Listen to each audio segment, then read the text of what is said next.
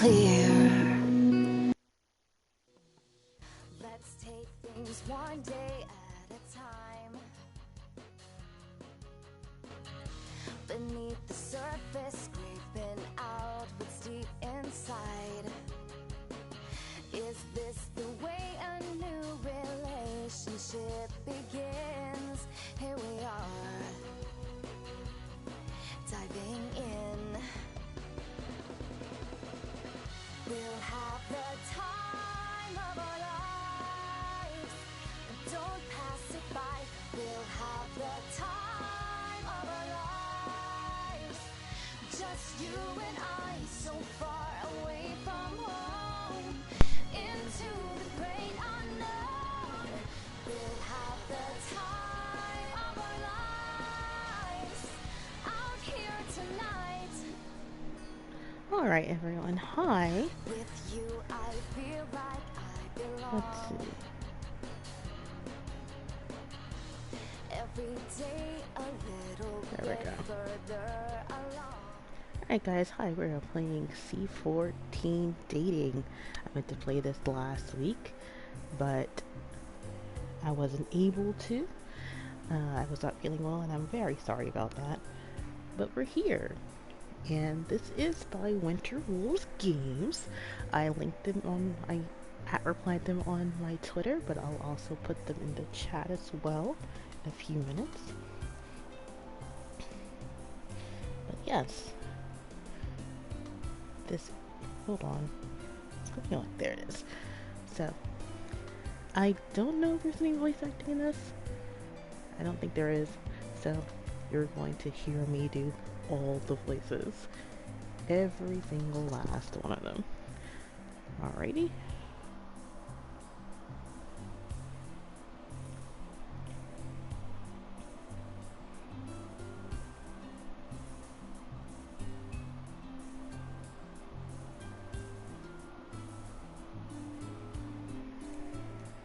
But yes, so I have know nothing about this game.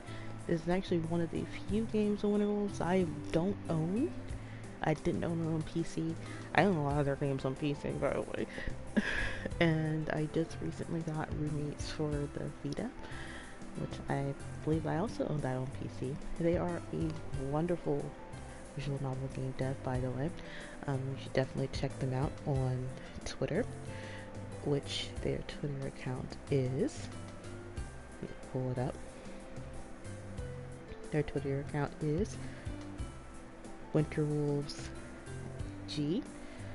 They also have an itch.io account, which there was a sale yesterday. Well, not a sale, but it was like 100%. Hopefully people got it yesterday. I got some of their games yesterday. Like, because one of the very first games I played from them was Lauren, Amazon Princess. I completely had gotten that game in a bundle, a humble bundle, like years ago. I played it. I loved it. I think it's been released on the Switch or another console. I can't remember. I'll actually have to ask them later. They also have a Patreon, so join their Patreon. Support indie devs, guys. I think I say this all the time, but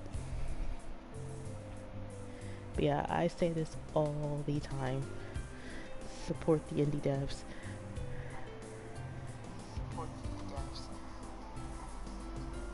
Let me make sure. Hold on.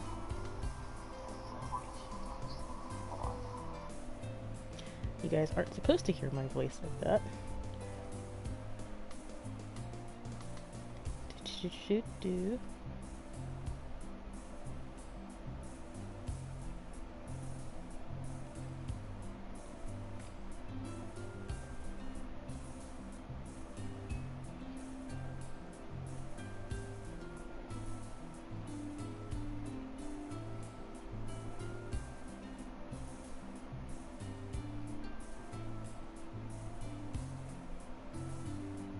There we go. So yeah, so my goal is to release. So I'm playing 4 games today. I'm playing C14. I'm going to play Curse of the Moon, and then later on, after a break, after Smiles Presents Studying, we're going to do veteran run of Resident Evil 5. We're not going to complete it. We're actually going to stop after a certain point because I know which part we're probably going to have to stop on. And it's basically the place where we stopped at last time. So, um, let's see. And then also we'll probably play Overwatch. So 4 games today. Regarding Mass Effect, my copy of Mass Effect was supposed to get here yesterday. The Steelbook got here yesterday instead. But the game came this morning. Because my copies of Overwatch and Resident Evil are physical, I won't be able to download it until after I get done with everything this evening. So, it will download overnight, and hopefully, I might do a stream of it tomorrow. It might be this, it might be just this, and then I'll do Mass Effect. I'm already gonna warn you, Mass Effect is going to be the first couple of minutes are going to be character creation. So, yeah. Alrighty. Melissa. Is this it? I glanced at the map, which highlighted the road names next to it with a star. This is my destination. It wasn't the place, but I was close. The village, Corrines, is clustered by the Music River, and I paused to admire the pretty gardens surrounding the houses. I was oddly calm despite being 500 miles, Jesus, from my California home. The reality of being in another country had yet to sink in. Up ahead, there was a clearing separated by the road by a fence. On the other side, a few tents were stationed behind a 2-story building. I spotted an open chain gate with a billboard in front of the driveway. It said, Rot the Callan, Entree. That's the place! A familiar figure stood by the entrance. She was currently talking to a middle-aged man. When she saw me, she gave me a cheerful wave and ran up to her. Sherry! With one hand on my bag handle, I exchanged a half embrace. Let me find my charger. Yes. And half embrace with my professor. Let's see what Blake's gonna do for her. I didn't know you were already arrived. If you called me, I would have come and picked you up at the train station. You mentioned that the cave wasn't far, so I wanted to soak in some scenery and enjoy the sights. I'm glad you made it safely. Was it difficult taking the train? Nope. I did try to practice my French at the ticket station until the person said he could speak English. He pointed me in the right direction. At least you were able to brush up on your French. You'll find it's not too different from Spanish. You'll catch on quickly. I groaned inwardly. My Spanish was the most fluent, but I managed in my interview when discussing how I could cope with staying in Belgium without knowing French. I glanced around and turned to Sherry. Where's Paige? Didn't she say she'd be arriving earlier today, or was that tomorrow?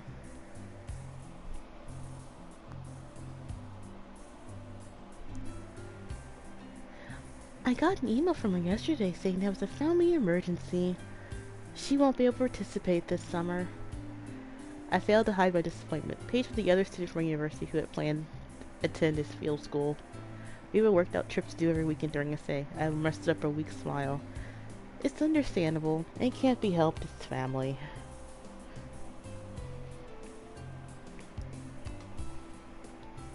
Then it'll just be me. Sherry gestures to the other person present to change the subject. Before I forget, let me introduce to you to Professor Augustin DuPont, Chief Archaeologist of the Callan Cave. I eagerly extended my arm for her to say everything I heard about Mr. DuPont was from Sherry, and she mentioned that he was a revered Belgian archaeologist. It's an honor to meet you, sir. I'm Melissa Flores, a junior. I look forward to seeing Sherry's students every summer. It's a pleasure to meet you. Mr. DuPont spoke with a heavy French accent, but I had no trouble comprehending him. Have you gone over everything with Sherry? When the students from Liege arrive tonight, they'll get their first lecture before dinner. Yes, I'll still attend you the lecture, though. If I was going to be submerged in the language, I might as well start by hanging out with the local students. Mr. DuPont eyed my suitcase. It must have been a tiring trip. Come and we'll show you around back. Students will be spending the weekdays here. We reached the clearing and spotted some tents. Some were clustered around the perimeter against the bushes. Some were fewer closer to the building. Feel free to pick one. These are for students who don't own their own tents or air mattresses or couldn't bring them. The chief archaeologist gave a nod and excused himself. He probably had other matters to attend before the students arrived. I studied the tents next to the building and thought about my phone, which was still in airplane mode. How's the Wi-Fi here? If you stay in that tent, you might get Wi-Fi. It doesn't stand that much in the back. But if you brought a laptop, you can leave it in the library. It's been done before. Everything gets locked up at night now for safekeeping. Fair enough. At least I can keep touch with my parents. Once you finish, come back to the front and we'll give you the tour. Will we get to see the cave today? It's already locked, so you have to wait till morning. And the anticipation builds. I thanked her and started unpacking. There was already a mattress, pillow, and a sleeping bag in place. It only took a few moments to settle in. Done! Grabbing a small storage bag, I zipped my tent and hurried over to the front of the building. Anyway, this is the main entrance. This will take you to the... As she opened the door, and my eyes widened when I saw the display after display. So it was a museum, and a remarkably tiny one. After one loop, I was back at the entrance. I wanted to examine the displays more, but I figured I'd have more free time later. Sherry and I ascended to the stairs by the entrance. This room is more of a multi-purpose room. It can be used for lectures, and it's where findings are cleaned. The weather isn't suitable outside. I cradled the storage bag, wondering how to bring up the question. Fortunately, Sherry noticed. Is something important in there? The extra insulin I won't be using yet. It needs to avoid extreme temperature. Is there somewhere safe I can store it? Oh, of course. Thank you for reminding me. Feel free to use the indoor kitchen. This is restricted to staff members. Augustine has granted access since he knows you're a diabetic. She led me to the back, giving me a chance to store the insulin bottles in the fridge. And to conclude the tour, this is the lab. This is where most of the research takes place. How many students will be here? It varies. There can be as 40 or as few as 20. Students from Liege are required to devote at least 4 weeks working at an archaeological site, regardless of their major. Therefore, we get a lot of music and art students, too. The other students should be arriving soon. How's the jet lag? Not bad so far. A little fatigued, but nothing else. I'm gonna be up all night, aren't I? Worst case scenario, I'll give you an extra day to prepare yourself for the day. You reviewed the material I've given you, right? Yes, I looked at it. Is there anything else you'd like to go over? It's been a month since my last lecture. Let's talk about Killing Cave. Can you remind me of the site again? I know it's famous for discovering the remains of Neanderthal dating back 125 I can't even say it.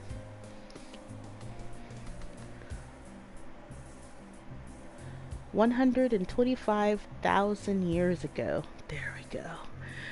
Correct. This site has established 2 Neanderthal occupations from different times. This is a middle Paleolithic site with sediments ranging from 300,000 years to as recent as 4,000 years. Nice. I can't wait to discover a tooth or something.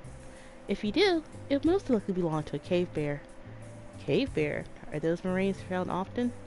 Yes, 90% of all fauna, animal remains are collected are cave bear. Even so, I'm sure that's something. Now people say they dug up a cave bear. Let's do... How long have you been digging here? How long have you been a part of the team? Me? I started working with Augustine around 2 years ago. We go way back. That's how I established Kaling Cave Internship. Our university has developed a reputation for bringing over exceptional students. And it's just me this year. I hope I can live up to the expectations. Ugh. I'm sure you'll do fine. Alright, go over the itinerary. What's the schedule exactly?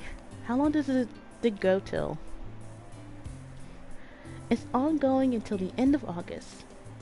You'll be leaving at the end of next month, wasn't it? Right, on a Saturday. I know only 4 weeks are required for the field school, but I thought I'd learn more if I stayed 8. Dates aside, breakfast is served in the morning at 7:30. Cave and lab activities go from 8 to noon, and there's an hour for lunch. Activities resume from 1 to 5. Dinner starts at 7. On the weekends, both students and the exposition team leave for home. The cave and museum are locked up during this time. The back of the building will be accessible to you, of course. And if you prefer, you can sleep on the second floor if you don't like the idea of sleeping outside. Again, I'm sorry it's just you. I usually get more students than this. I'll be okay on my own. I promise. The field school's grading system. I'd like to go over the grading system one more time. Did you bring a journal? I sure did. Essentially, you'll be grading on your performances in the cave and working at the lab. If you like to record your findings and experiences, I'd like you to record your findings and experiences in the journal. I expect it to be turned in every Friday evening, and I'll give it back the following Monday. If you're sick, you're allowed to miss some days. I won't deduct marks for that. However, there is no excuse for playing truant. Don't forget to take breaks often when you excavate in the cave. There's a risk of being hypoxia due to the less oxygen. I'm not just marking your academics. I'm also seeing how often you volunteer. Volunteer? Yes, students use the outdoor kitchen and are in charge of preparing meals, along with the cleanup that follows. I don't expect you to volunteer all the time, since I had to cut to your expectation last time, but once in a while is ideal. Thanks to Augustine. Is Augustine easily get along with? He seems friendly. He is for the most part, but he's like an overprotective father when it comes to the cave. He's been supervising it for over 2 decades, and it's a leading expert. It's his baby. I'll be helping you, of course. As far as I'm concerned, you're my student, not his. Any problems that come up, I'll discuss with you personally. I meekly nodded, even though I was worried that I would be making a mistake. After all, this is new to me. Neanderthal? Or Neanderthal? I noticed on your lecture you used Neanderthal. I always thought it was Neanderthal. Is that a preference? A preference, and there's no H sound when it's pronounced in French and German. It's something when I picked up when working in Europe. However, there's accepted spellings in academic journals. Both are accepted spellings in academic journals. Here it'll be referred as Neanderthal. Right, Neanderthal it is. Alright, that's all. I think I'm good now. Great, however, if any questions come up, feel free to ask. We heard some activity outside, complete with loud voices and footsteps on the gravel. It sounds like the students from Leisure here. Augustine will start the lecture soon. Huh? No chance to unpack or anything like that? No, all the students were given instructions on when to arrive. Punctuality is greatly valued here. He'll lecture now, and the students will settle after. I'll be on my way.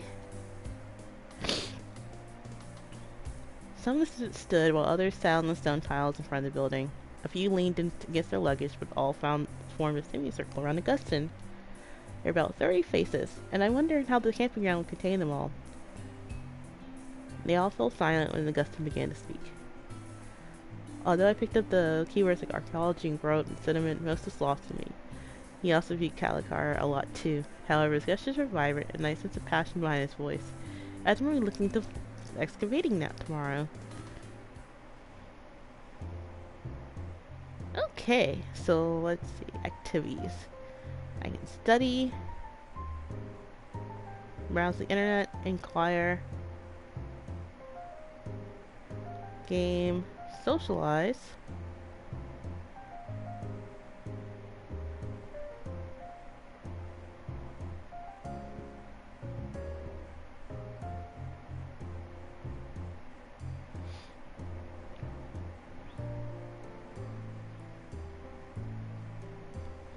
study,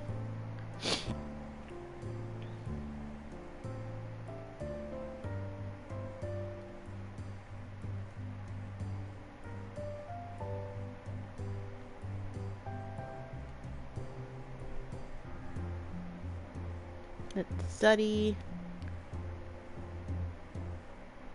socialize,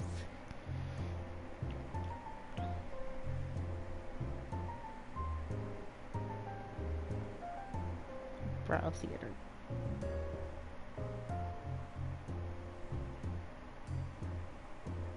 socialize.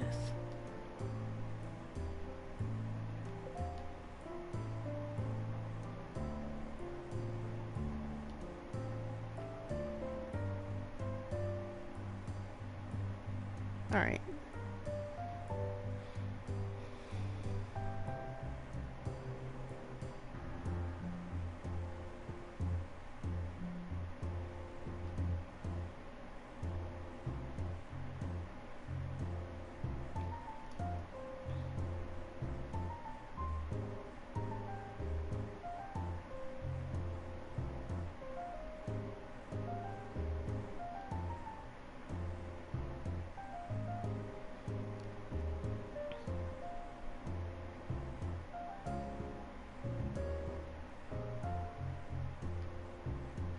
We're going to study, inquire,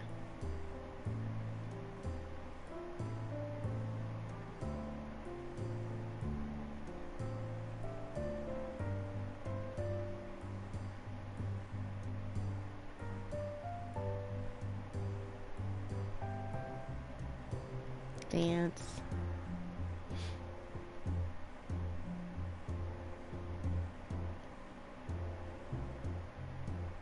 alright, I'm going to save here, just in case. Alright. And we're going to play. I always save Scum, by the way.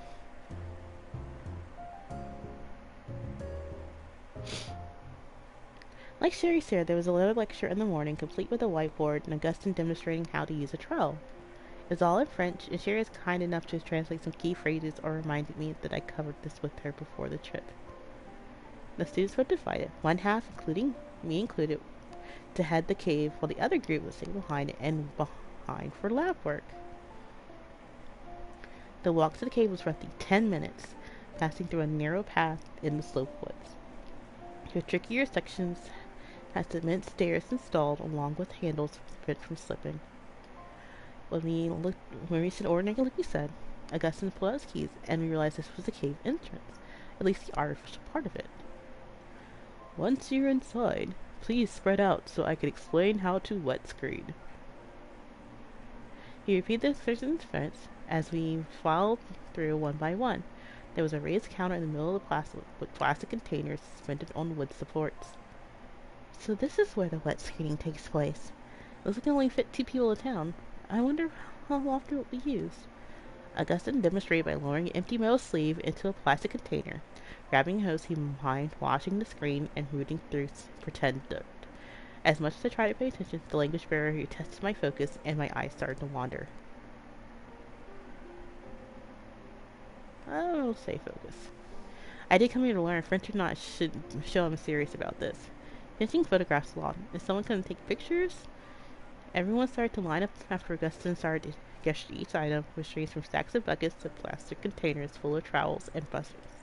I followed and carried everything to my own bucket, including a sheet of paper encased in a plastic bag. The real entrance to the cave opened, leading to a narrow industrial catwalk suspended over the abyss. Once I walked through, the temperature dropped to a cool chill, and I zipped up my hoodie. Augustine directed the students to various locations, while Sherry carefully slipped by, and I followed. The cave opened up further with numerous stalactites and stalagmites everywhere.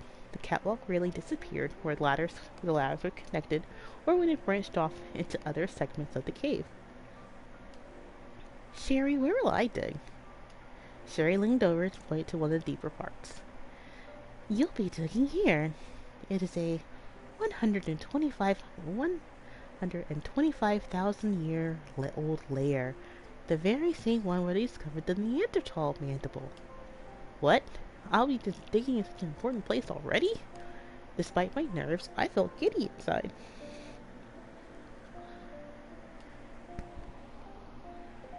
Sherry climbed down the ladder and I trailed behind her. At the bottom of the ladder was another catwalk positioned exactly in the middle.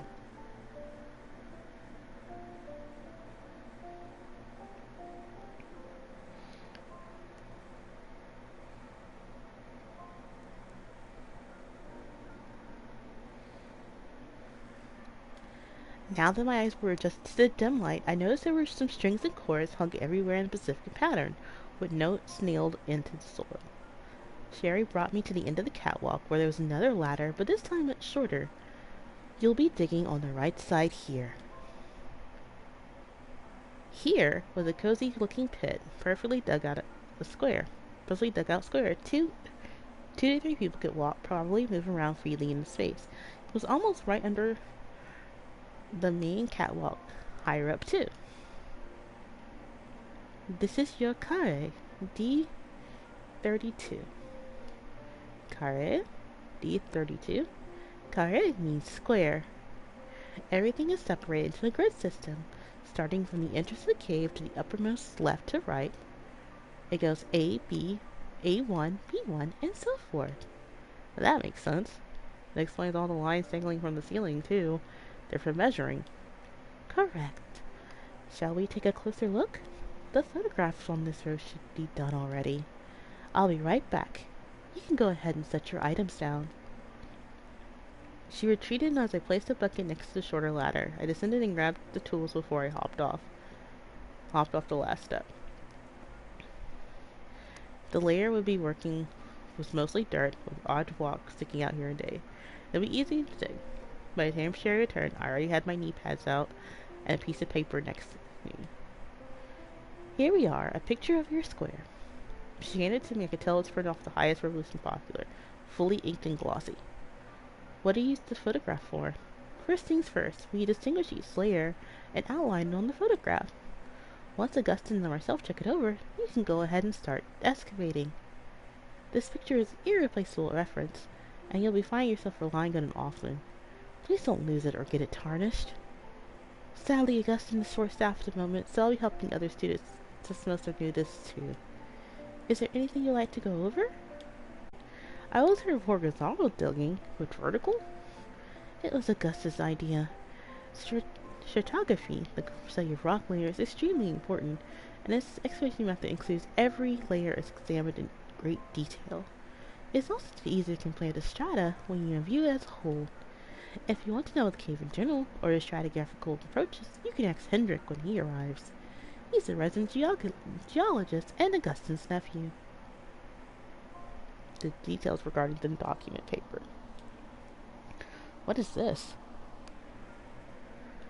I quickly glanced at the first word at the top. Fitch thing exactly? I know we've gone over how it's used to record finds, but I flipped open to the coordinate grid with a 0 in the lower left corner, ending with 100 on both the X and Y axis. It looks complicated. That. It's a bit of math that will come into play. You'll be measuring where you find the remains using both X and Y, alongside the altitude Z. X runs parallel to the entrance, while Y goes from front to back. Every section is divided in 100 by 100 square centimeters. Ah yes, I forgot we'll be using the metric system. My mind's gonna have fun adjusting to it. The grid helps, and you'll record what you find underneath the first list labeled Nature. Each fiche, or document, has a number already written along with the year. You'll find out the counter number, the layer name, and today's date. Oh, and write down the photo number on it too, so there's no mix-ups. Did you get all that? That's a lot to take in. Well, I think I grasped it. It's easier once you actually start, and I'll be there to help. Remember, one fitch per layer. What do you do if you find an artifact of bone? So what did I do when I found Neanderthal tooth? Don't pluck it out like some amateur archaeologist. You'll lose the context.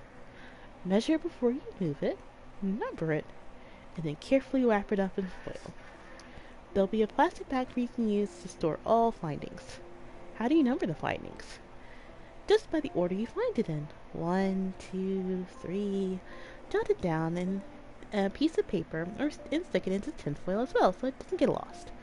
Once you're finished excavating the entire layer, seal everything found in the plastic bag with the completed feature. Believe me, you'll be finally released when you finally finish the layer. Handling each layer. When I excavate vertically, I just focus on one layer at a time, right? That's the ideal approach. However, layers aren't perfect straight lines like textbook diagrams. They widen, narrow, slant, or disappear completely. If you come to a situation where you have to dig through more than one layer, keep separate features in buckets. Never mix the contents. Because once you fill up a bucket, you'll be wet skidding the material. Anything you overlook the first time, such a bone, will then be this deposit in a cup marked with the layer name. What happens if you find something extremely important, like an entire Neanderthal skull? I imagine the image of suddenly pulling a complete skull out of a screening area is rather comical. You better hope Augustine doesn't see it. You never want to find a flint or burnt bone in your town message, which is for screening. Keeping a careful eye out. If you find something you're unsure of, ask me, your fellow archaeologist. Okay, I think I got it. I'm good, Sherry. Wonderful. I'll use some time to get familiar with your square. If you're struggling, remember you can adjust the heat lamps. Also, photographed contrasts have been altered to distinguish the sedimentary layers easily. I'll be back shortly. I glanced at the photograph before marrying it to the vertical wall in front of me. No matter how closely I looked, everything was brown, and more brown. How was to tell the layers between this brown layer and that brown layer? Not deterred, I picked up a pencil and began marking the more distinct sediments. Eventually it became less solid brown, and I could see the reds and faint yellows within the soil. I was so focused I barely registered I was not alone anymore. A tall student stood by the square next to mine, already gauging in and identifying the sediments. I paid it no heed until I became stumped on whether I was looking at one layer or two. Quietly peering profile, he is familiar with the system, so I wouldn't ask him, or at least try to communicate. Can I get your opinion on something? Quiet student. Hello? Bonjour? Still no reaction. I reached out and gave him the text. Excuse me, whoa! He started abruptly. He whirled around and then glared at me. Oui? Allez-vous besoin? I don't understand French. I'm sorry, I don't parler non. Anglais. Did you need something? Yes, I'm trying to figure out this layer and I can't tell if this one pretend to pinch the air. One or two. It seems reddish on the top. He got himself as if no nonsense person was to shuffle out the way. He examined the area I indicated. 2. This shadow is more red, as you said, but it gradually disappears around here. The extra small line to mark the ending, and I blinked as I recognized the differences and nodded gratefully. Thanks so much. I mean, I sort of figured, but I wasn't sure either. It's nice to get a second opinion. I gave him a cheerful smile, but he remained impassive. He even looked baffled when I reached out to initiate a proper handshake. I'm Melissa. I'm the only foreign student here. It wasn't obvious with my language skills. Alexei switched the trowel to the left hand and gave a solid shake before letting go. Kyler. And that was it. Nothing else to work on from his introduction. I decided to bring up the skills. I'm guessing you're trying to be an archaeologist? An archaeologist? You appear to know what you're doing. You sit aside a square and knelt and gathering a photograph. Yes, it's my fourth time here, so I've gotten acquainted with the subject. And you? Since you're not around here? Well... Oh, there's a choice. There's a choice. Let's do here. Of course, I didn't come all the way from California to experience this firsthand. I also love the idea of working on an old archaeological site. I'm surprised they signed the one assigned to me was a 125,000 layer. I looked upward. I see that most students got the upper shredder to work with it well. They didn't do that for students who are interested in the subject. I'll do my best then. I can't waste this opportunity. Most students that excavate here are picked it as an elective, aren't that invested in archaeology at all. It's nice to see that there's still fellow keen students coming. Since we're excavating next to each other, that makes it square meets. Or would it be career meets? Either way, I'm looking forward to working alongside you. He looks confused, but gave a mechanical nod. He did muster up a small smile though. Right, likewise. Even his loud words felt artificial, and I lost him to the little world of graphing. I guess he values his concentration. I meant to remind myself to bring earbuds next time. I had a feeling we won't be making much small talk outside of excavations. The rest of the day was pretty eventful. It was mostly a long wait for my photograph to be approved by Sherry, and then I got hit by jet lag. Despite my worries, she said she would not have done more if I napped until dinner, although she did scold me for forgetting my journal. I scanned the tables and maneuvered to where Sherry sat. I scooted to a spot on the bench and stared, smiling at Miguel after I poked a deposit directly inside. Now I wish Paige was here. We could always do so much things together too. I glanced helpless and I felt bad, but she was the only oasis in this unfamiliar place, and I clung to it.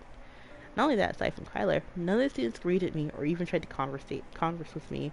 I guess it's obvious I didn't attend the same university. Will I even fit in? If I just were for myself, but Sherry overheard. Worried? You worried? The students here can be reserved, but I'm sure there'll be a few brave ones who like to practice their English with you. They're probably too focused on the lectures and the tasks right now. True, I'm sure once we're all used to the routine here, I'll have more chances to mingle. I ate with gusto, feeling confident now. When I finished, Sherry glanced at my empty plate. Here, I'll take that for you. Get some rest.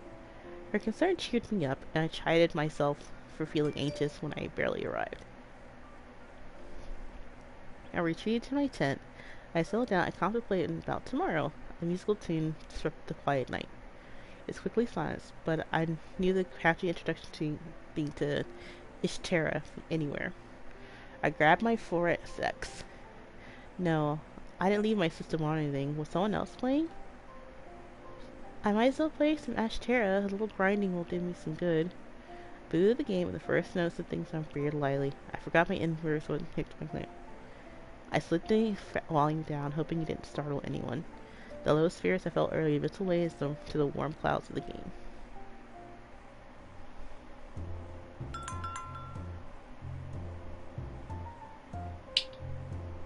Failed.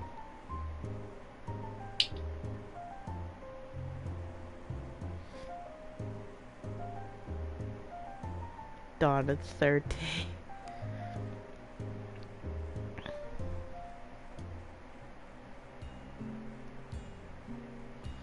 I'm enjoying my pleasant early morning jog. Since I didn't know much of the Koreans, I stuck to a familiar path between the strange streets and the museum. When I returned, I saw people mingling in the open canopy. That means there was enough time to eat for breakfast before the truck to the cave. I swung over to the bench and settled in my seat. After pouring some apple juice, I grabbed an orange and began peeling it. Did you have a nice jog? Aside from the unfamiliar accent, I glanced up by a friendly phrase. I did. It was a short one though, so I didn't want to get risk getting lost just yet. I don't know the area well enough. The roads can be pretty windy too. You think you're heading east and somehow you end up going north. Yeah, I noticed the strengths are all clearly marked. Names are mostly on the buildings. Speaking of names, my name is Melissa. Pleased to meet you. It's in the R and he accepted my handshake. DeAndre. Enchante. Hey, you're from around here? Sestica. I don't understand French. I'm actually gonna stop trying to.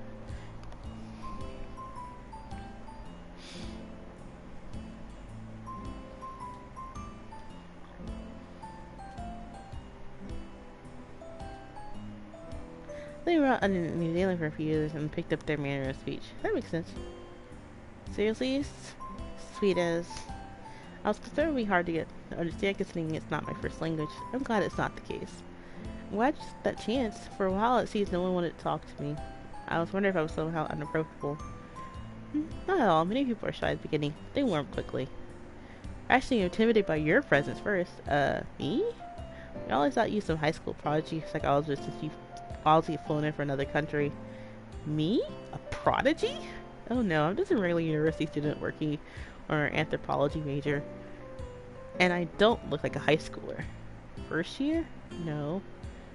Second year? Well, technically third. You? Fourth. I found a blind elective, so a summer one seemed the easiest. I noticed a few students getting around and bringing the dishes to the outdoor wash area. DeAndre reached the back and pulled out a phone. He glanced this way. Speaking of which, if you'd like to pass, we should start handing out soon. Cave or lab? Right now, I'm on dishwasher duty, but I'll be in the lab afterwards. They're setting up. They're still getting around to approving people's photographs, including mine. Thanks for talking to me. I appreciate it. It's no problem. I know what it's like to be in a new country and away from your folks. Once we finished breakfast, we stood up at the same time. We only gazed at each other in surprise. He was much taller than I suspect, near Kyler's height. Now that I was thinking, most of all the students here were easily a few inches taller than me or more. Young hammered his fist in this fat plant, this palm. Oh, that was the other reason why I thought you were high school students.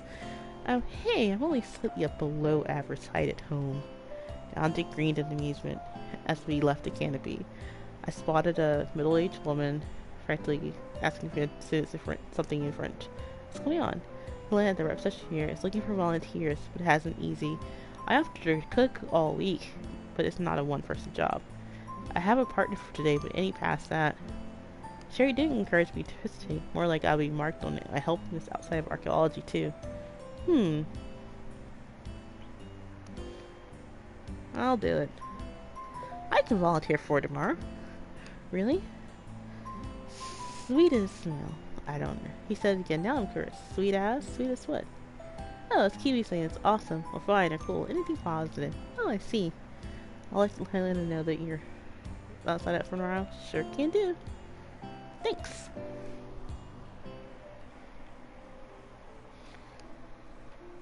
Give me just a second, guys.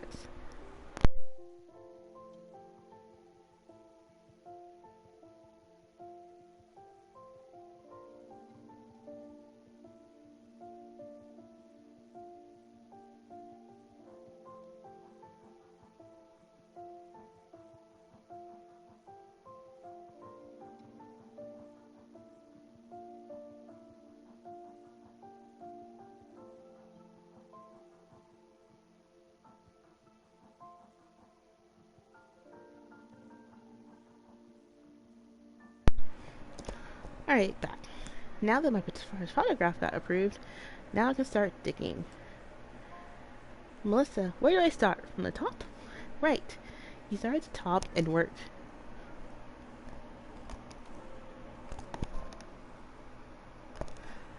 And work back 25 centimeters. And then you proceed downward until you finish the layer. Some people prefer digging back a few centimeters and then work their way down. Either way, as long as you're making progress. For now, we have to remove the coach to the mark. I don't know what that is. Removing your trowel, she edges the line near the top of the stair square. The dirt at the very top was hard and compact with footprints all over it. This is all out of context now, but people have trampled on it, and suppose in the air for long, so it's best to remove it all. Couche de the murder? That sounds familiar, therefore, exactly.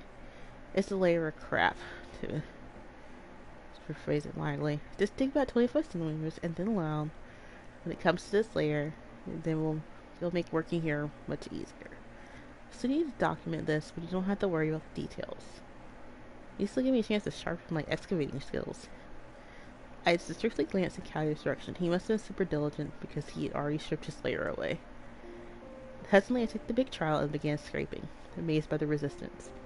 I had to make more force to make it in. Let me give you some tips. Now, before we dig, we should remove the top layer. It's been treaded on and soil is mixed and distributed. You can see how dark and compact it is compared to the lighter, pristine sediment beneath it. Not only that, it's hard to dig through it. It's all clumpy. Are you testing it out?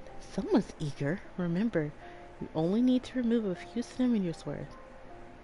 Try it out. Alright, so there's a mini game. Note the top row has 5, and this means 5 cells must be chiseled, blacked out, in an uninterrupted sequence. Okay.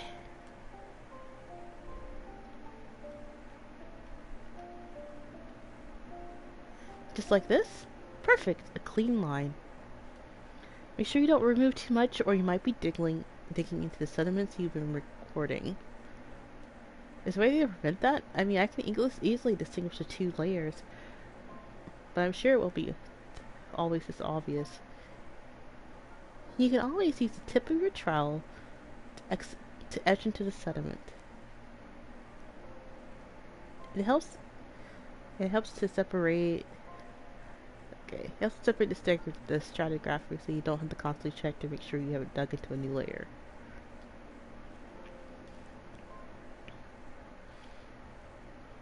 Etch tool.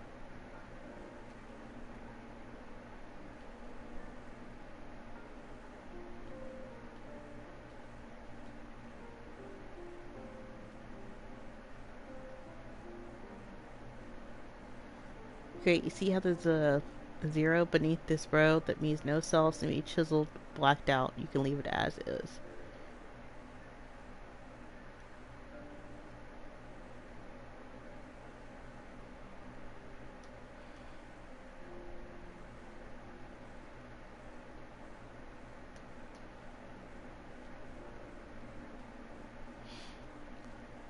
Looks like the top layer ends here.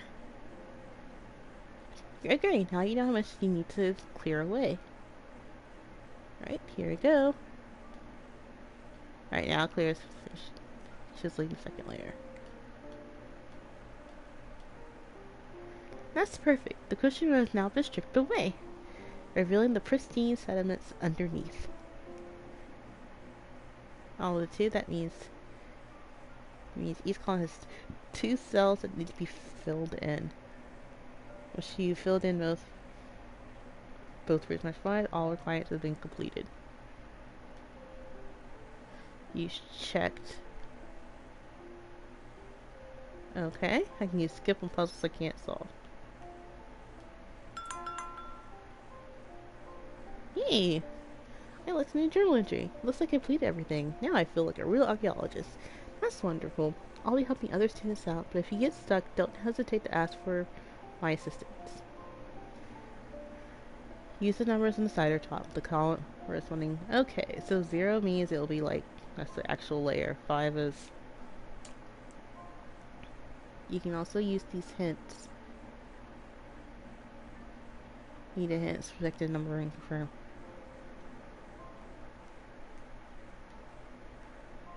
Hints left at 0.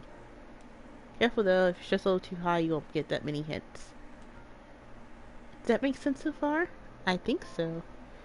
Here, I'll show you a little more. Now the cushion murder is gone, I can start digging, right?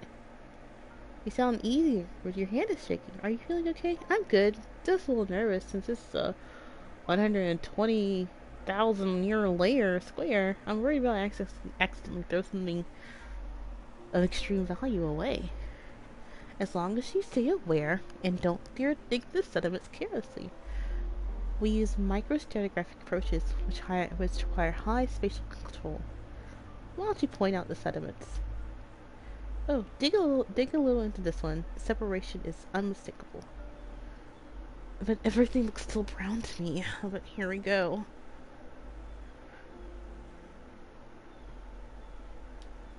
This row requires two singlets of 2 cells each. You can't chisel them together, or you'll have 4 for the row instead. This means you need at least one unchiseled cell between them. Okay.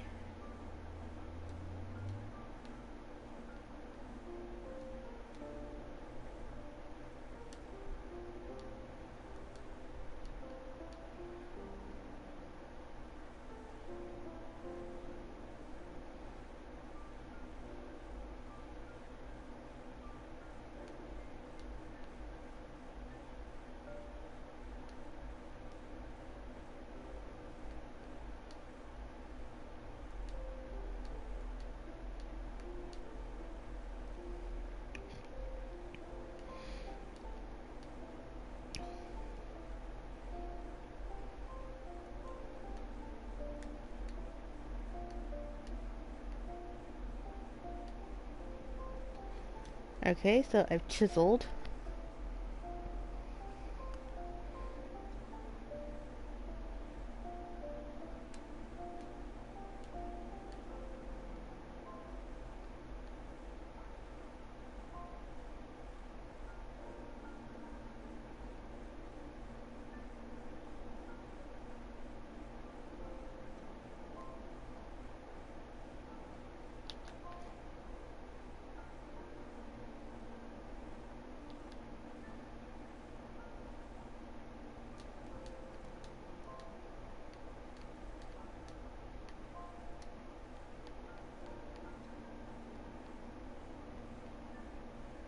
Okay, am I doing this wrong?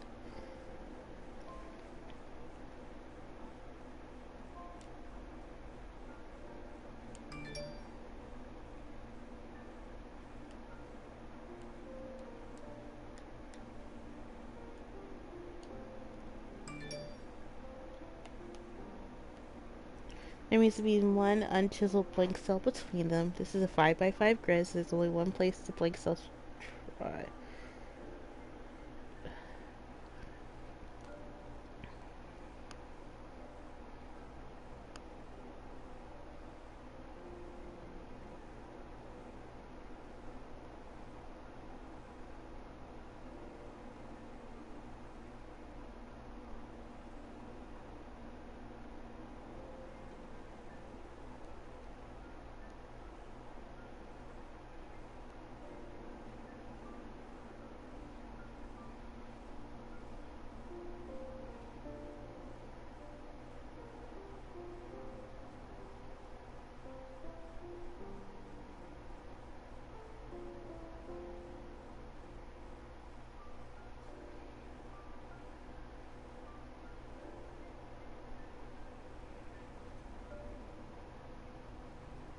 Give me 1 second, guys. I am stumped.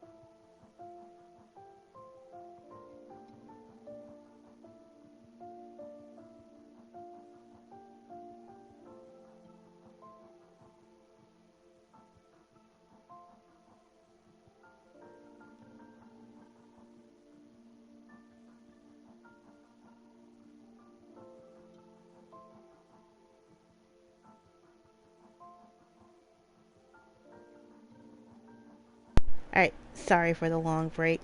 Okay, this. There, how does it look? Perfect. The first sediment is a 2AL layer. This is an elemental deposition, so it'll be slitty and easy to work through. Not many pebbles or gritty textures here. Excellent. Now let's focus on the first column. You see the one? You've already filled it in with the second row. As we know, I can extra skeleton around it. Now what it means, the column requires 2 cells to be chiseled. Go ahead and finish it. Okay? Great job. You can complete the rest. If you complete the rest and use check whenever you think you're done. Okay?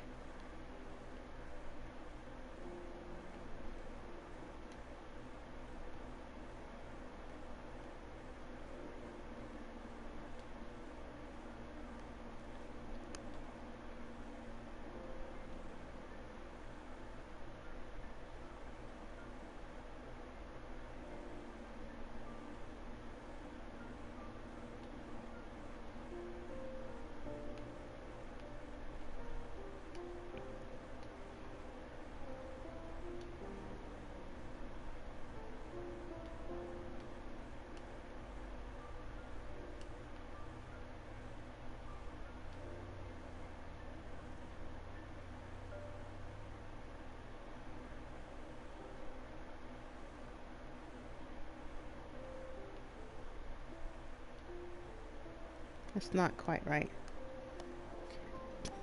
Try continue from the 4th row.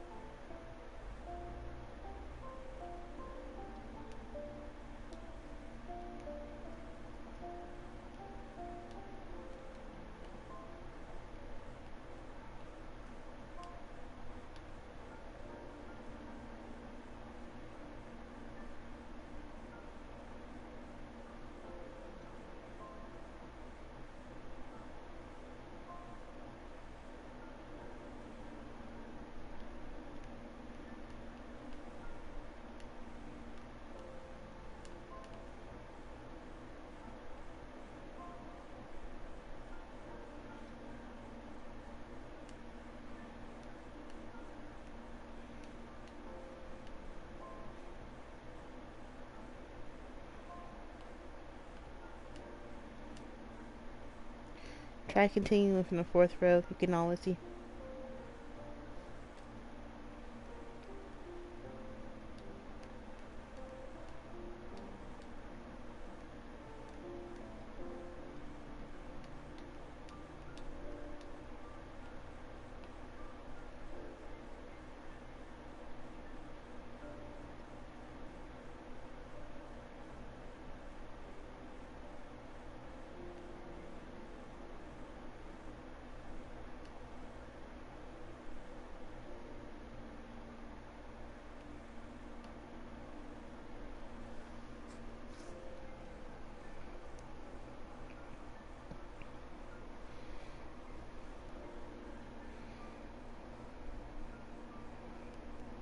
Hmm.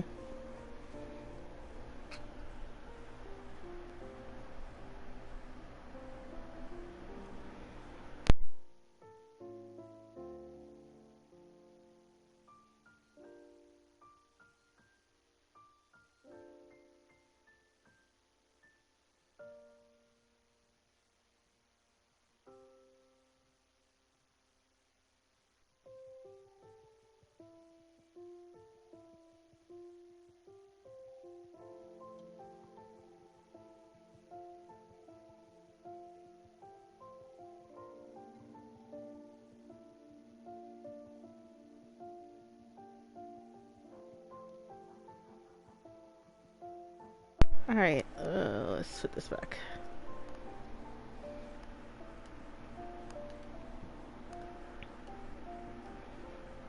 Alright, so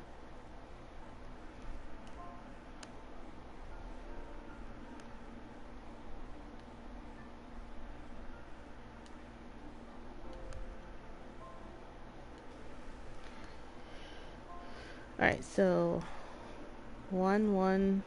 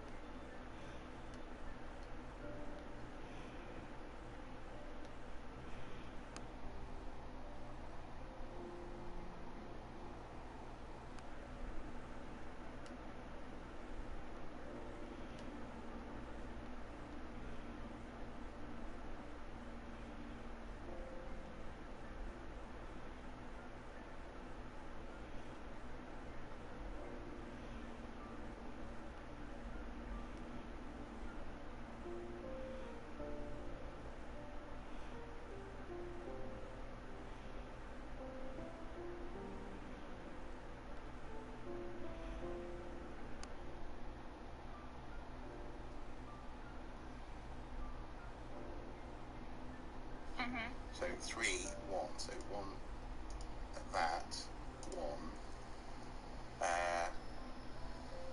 1 is somewhere in here, I guess, maybe. Yeah. So there's 1, 1, 1, 1. 1. 1 there? Maybe. Yeah. Check. Yeah! Okay, let's try this one and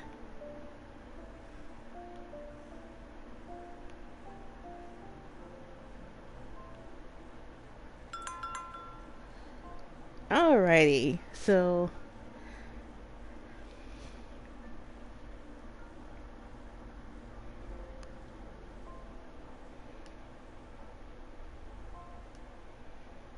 usually at the photograph people want to stop them, but since we're shorthanding, I'll be overseeing the photograph submission as well.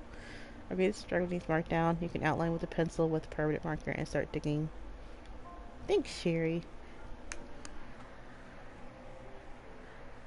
Hold on, guys. Give me 1 second.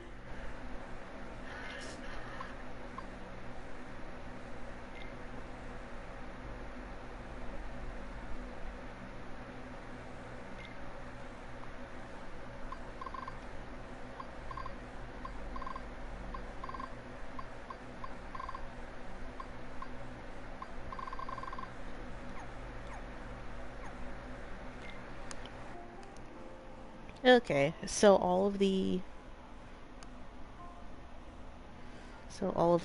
achievements are locked towards the trophies locked towards dating, not the. Did you bring your journal? I didn't forget this time. Wonderful. Got the Helena lately? She's the reception here and oversees volunteers' cooking and cleaning duties. Uh-huh. As you recall, I sent you volunteers since before March as well. I already got the cover. I volunteer for myself tomorrow. I'm glad to hear that. I was worried since you speak English and you didn't come ask for help. I wonder if you're getting involved from the very beginning. I like to do my share, marks or not. I'll let you finish your first task. I'll be mostly helping other students here. Give a holler if you have any issues. I personally want you to get used to digging in the cave before you transfer to the lab. Next week you'll have to decide which. So this is basically Picross. Darn it, I suck at Picross.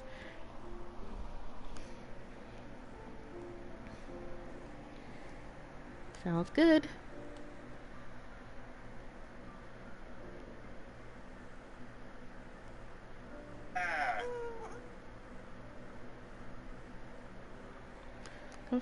Sherry climbed the ladder, leaving me with her.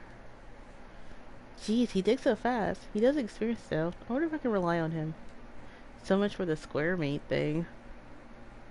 Breathing the air out of my pocket into me and turned to the music. Now let's tackle this monkey layer.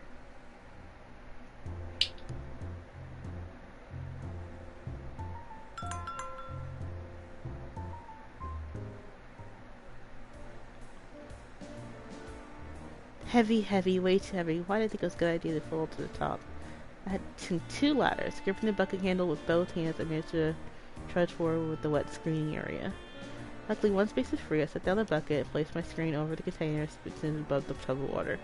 I hoisted the bucket only when I was short for task. Cement block until it was easy to grab it and the next tub. Stepping to the block, I accidentally dumped half the bucket content, trying not to overdo it. Once the label to cut next to me, I grabbed a hose and drenched the compact soil, using my free hand to break up the globs. While I shifted to the items, I glanced at the person across from me.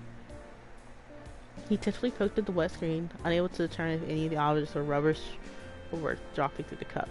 His arm secured by his hoodie is fine, though he seemed really familiar to me. And he looked up at me, happy to meet my eyes. Bonjour. Sorry, I can't speak French, so they won't understand me. I didn't mean to word that out here for his eyes briefly. For a minute, I thought he didn't understand English. Didn't know how to respond. Hello. You speak English? Yes, I think I'm pretty fluent with it. Sweet. How very nice to talk to someone here. I'm not confident in my French well, letting alone Spanish. I chuckled while I waited for a reply. However, he weakly nodded and glanced out the wet screening. Toe off to the DeAndre. I guess he's not big on conversation. Music's great, but I sent all my being super social Kyler. I need to talk, darn it.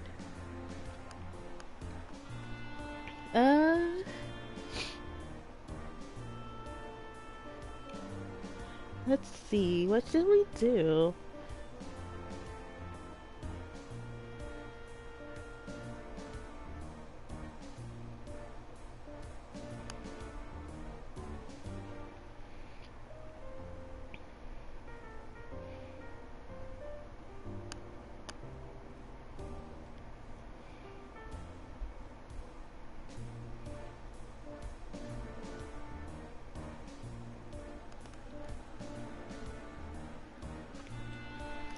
First time here as well? Yes, I don't know much so it's all me. It's a lot to take in. My head's spinning for all the info dumped to me the last few days. Hopefully all my worries will pass, whether I have seduced or not. I can enjoy the experience. Are you nervous too? A bit. For someone being thoughtful how to answer is barely sentence. I need another angle. What else to say?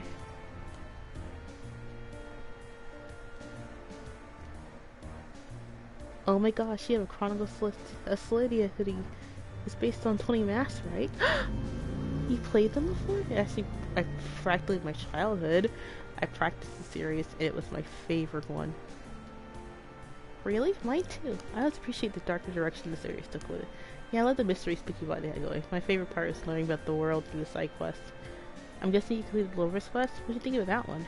I loved it. It was really sad, and I felt guilty. Couldn't remind them every time. Shed more tears over that than the actual ending. The NPC schedules were super detailed, end of following each character. I agree, the main town felt livelier for it. And liked your choices. You could I'm Shoji. You easily extended an arm and I flinched. Yes. Sorry, no worries, I didn't expect it. Here. I initiated hesitating and realized how gritty or whatever he is. He seemed aware of it too. And he changed his political look. My bad. I should have wiped my hand first. Not the best handshakes here. That's fine. The burst of silly flavor gushed over Gaines quickly mellowed out. See and in silence during his wet screen. I did mind. Sometimes he'll glance up had more to say but didn't articulate them. I forced enough conversation out of him for now. He's done. Shoji tipped the screen over, dumping out all the rubble that disappeared into the water below. After Shoji picked up his empty bucket, he lingered by the catwalk for a return routine. I'll see you around, I never hit my name. Oh, it's Melissa. Right. Pleased to meet you, Melissa. Likewise. See you later, Soji. Give me a grateful nod before disappearing into the cave. I might as well finish up too.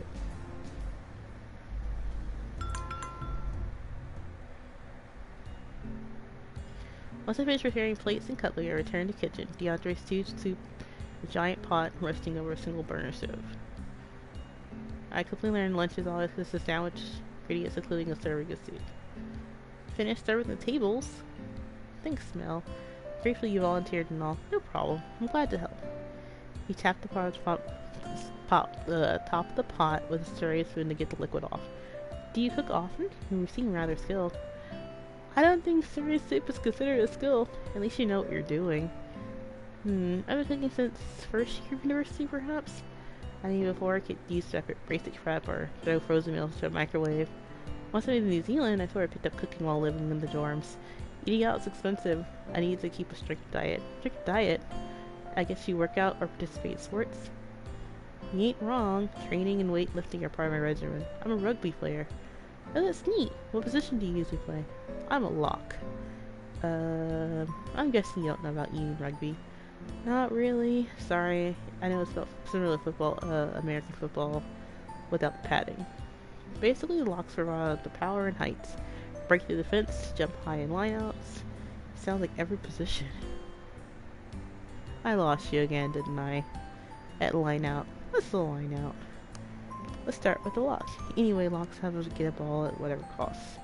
He extended his opportunity to reach for me and affirmative gut. Aggressive, musket position of the football. Not aggressive flankers. You never want to be tackled by those. I giggled, deciding not to ask what a flanker was either. So until he said you were talking. Topic. Where did you learn how to play rugby? Well, I always grew up playing it, even joined Lucky Rugby Club. But moved to New Zealand to hone my skills even further. Out of all the countries of the world, why New Zealand? And recall you went there to study, right? How's that related to rugby? I went there because one of the University of Wellington offered a program that were combined its rugby culture with education, and grin like a child reminiscing about their Christmas presents. I got to enroll there for a few trimesters, along with free tickets to elite games and a gym membership where top-of-the-line rugby players are trained. Not only that, I could participate in practice sessions. I learned lots down there. It was pretty sweet as. It's expensive though, and my visa expired. I guess it was inevitable though. And now I'm finishing up my degree in Leeds. Degree are you working on? English. Sounds pretty heavy duty. How do you balance with working an English degree? You're not just focusing on your rugby career? As much as I love rugby, too much can happen on the field. One traumatic or hard-hit injury and your career is over. Even with the best physio, you may not play as well as you did before. I figure if something was happened, I can always teach English as a foreign language to fellow. The pot bubbled and DeAndre softly cursed. He grabbed the spoon and started for the degree settling at the bottom. Phew, almost forgot about this. Guess kind does fly when you're having a conversation. It's time. Something. It's not time for the students to eat. I'll get the cold cuts and drinks out now. Thanks. This soup looks about ready. He turned off the burner, and we focused on organizing lunch. DeAndre has happily hollered to the students coming down the stairs from the forest trail. Sounds like he figured things out, so now I gotta focus on what I like to do.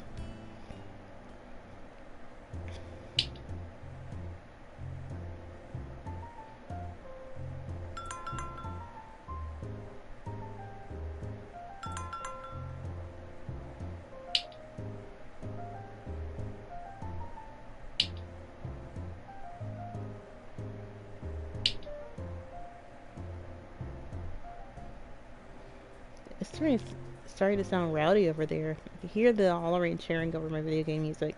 Marcella appeared in my tent, and I yanked out my earbuds. Mel, are you around? Over here, I'm in the yellow tent. Hey, he gave the tent flap a knot, rattling the fabric. I zipped it open and poked my head out. Something up?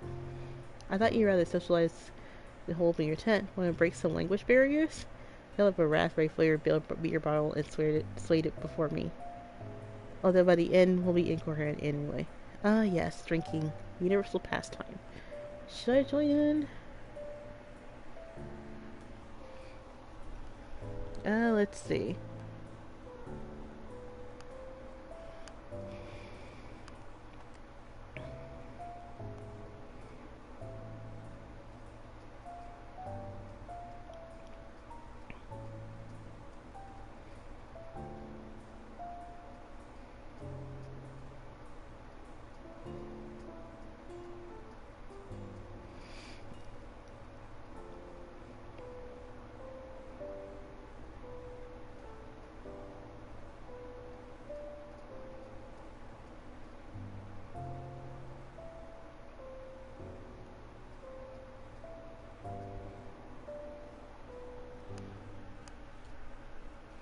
I'll join in. Are there any non-alcoholic drinks available?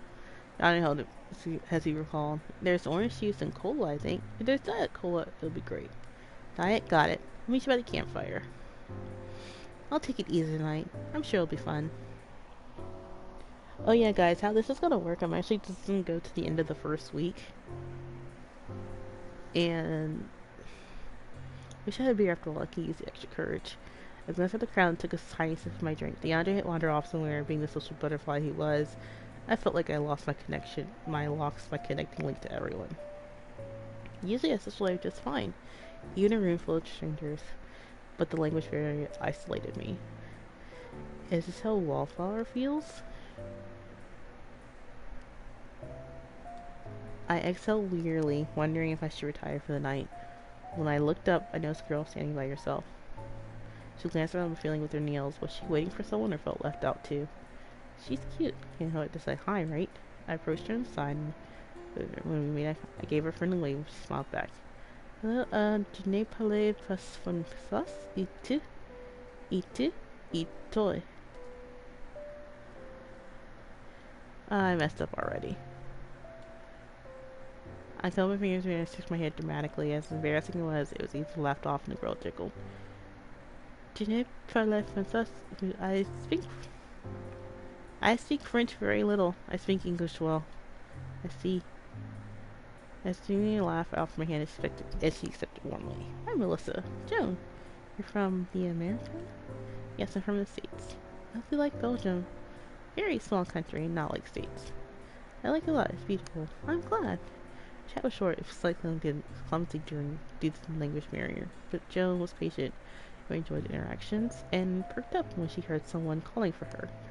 She gave a small nod before excusing herself. That wasn't bad. I really do need to work on my French, though. I should get some sleep. I made it to my tent area. I heard a slunk snap, gasp and roaring laughter. It came from the other side of the building, and muffled gone. Sounds like they're having fun, but I won't be too tired for the dig tomorrow. I sat at the table, munching a piece of toast. It's pretty packed as usual, and near the end where the lively conversation took place in the middle. Morning. Slept well, I hope? I did, surprisingly. You guys are pretty loud. I think most of us retired on one of them, though Riley was partied till 4. They're gonna have a hard time focusing in the cave today. I can imagine. Now, speaking of the cave, I'll be finally working the cave. Nice. Were you waiting on your photograph? Yep. Some squares had to have their pictures retaken for a better resolution. I may not work in the lab longer, though. First point will be hurrying to approve other students, teachers, too. You can always ask Sherry. I think she has some authority here. Sherry? Sherry Keller, my professor. Of course, Americans address their teachers by first name. Is that distant here? Really different. I think some teachers mistook Sherry for your grandma. Professor oversticking the thing is elective. No one calls their teacher by their first name, and it's always strictly formal. If you want to talk to your professor, it's by appointment only. Huh, I wonder how I'd do in that environment like that. One thing I missed about New Zealand, it wasn't as rigid, and I had gotten used to it that I probably had to reverse culture shock when coming back. There's a lot of things I missed in New Zealand. Plan to retire there one day? You bet, eventually. I started saving up recently. Travel is darn expensive. He laughed at my nod of agreement. The plane tickets alone had cleaned out my savings. Everything else is from begging my parents to fund for this trip. Checking the time, I chewed the last of my toast and gulped down the water. See you in the cave then.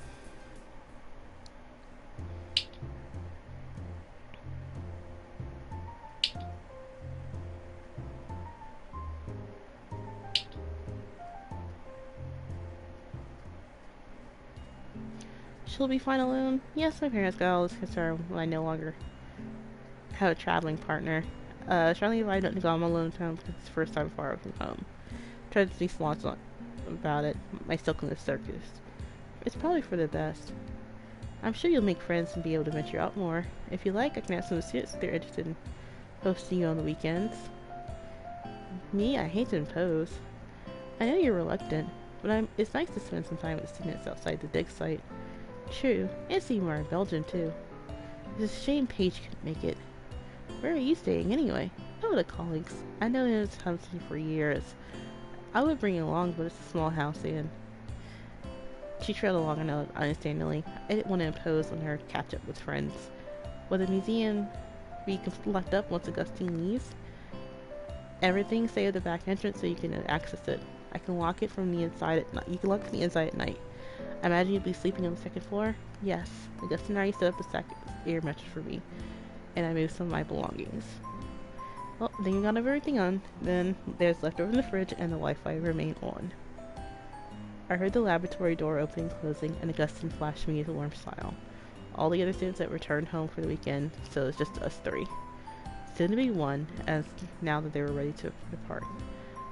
Melissa, I sure see Sherry has gone over everything. Yes. Wonderful. Although this time in many years someone had to remain here alone. His ominous but playful smirk, and I couldn't help be wary. Why? They're scared of the reactor Neanderthal, whose bones we found. Ooh. I guess I think I could survive 24 hours, Augustine. What a brave girl. I hope it gets eerie. I hear it gets eerie at night. We exchanged goodbyes, and I heard a clicking of the front door being locked. When I got very quiet, I pushed Ghost on my head. The whole museum to myself. I bet not people can say that. Huh. The lights are on. Is someone here? What's all this? There were multiple wooden trays laid out at the center table. Each contained various rock samples along with paper slips labeled underneath each one. They approached and peered at the trays. Kala cares this. Were they studying something, and was this something, or would this be part of another upcoming lecture? I should probably ask first before picking up museum property.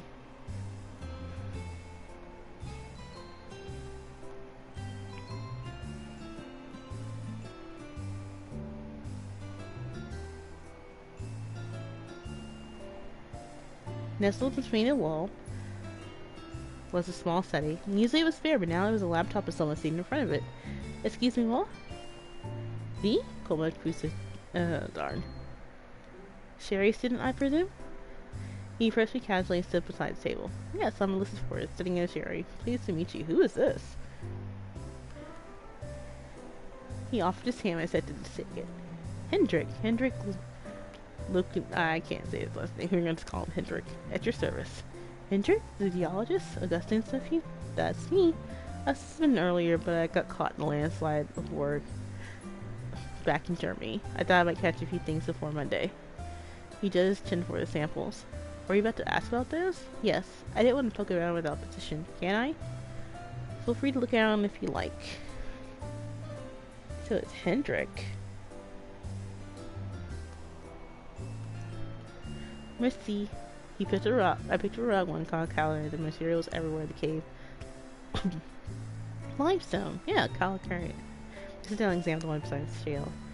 Where did this collection come from the tap? It's actually mine. Many of the rocks I've dug up or personally found. I thought it'd be nice to have some samples to show the students around here. Especially if they can tell the difference between chert and shale yet. What's the difference? He eagerly motioned me over to the tray, picked up a dark rock and offered it to me. It felt grainy in my hand. First off, shale is composed of silt and clay and is very soft rock. You've probably seen shale at road cuts or by the riverbanks. And this is chert. You can always note by the waxy luster, and it's much harder than shale. I held the sample in my hand and also felt smoother than shale, almost like glass. That's what you have to keep out for. A lot of stone tools were crafted out of chert. Fortunately, they tend to stand out like new when you uncover them. I can tell you've given this lecture many times. I'm guessing most students never worked with rocks before. Yeah, many are into art, computers, or music. What are you doing in Germany? Pretty much what I do here. Supervise excavators, examine and compile soil samples, and figure out stratigraphy. I essentially chalk out a map of the cave and study its sediments and its history. That sounds difficult. Do you think sedimentary formations would be more straightforward, older on the bottom and more recent on the top? You would think, but geology is never that genus and easy. How to best describe this? Do you like cake? Of course I like cake. Of course I like it. He chuckled at my pun, and he pursued my silly effort. You better follow along, Tin. It's pretty sedimentary after all. What are the chances you have tried to print? I'm not even trying to say that either. Very low. Very non-existent, in fact. Then Black Forest. Less layers than like. Oh, I love a Black Forest cake. And really, as long as I picture it as a multi-layer cake, right? Actually, cakes are like basic sediments, consistent layers and patterns all around. Unlike cake, stratigraphy is a complex puzzle. Hendrik made multiple slices in the air with his hand, gradually lowering each elevation at a time, emphasizing his point. Layers are slanted due to how they were deposited, either whether by olive means, weathering, freeze-thaw, gravity, cave-ins, the list goes on.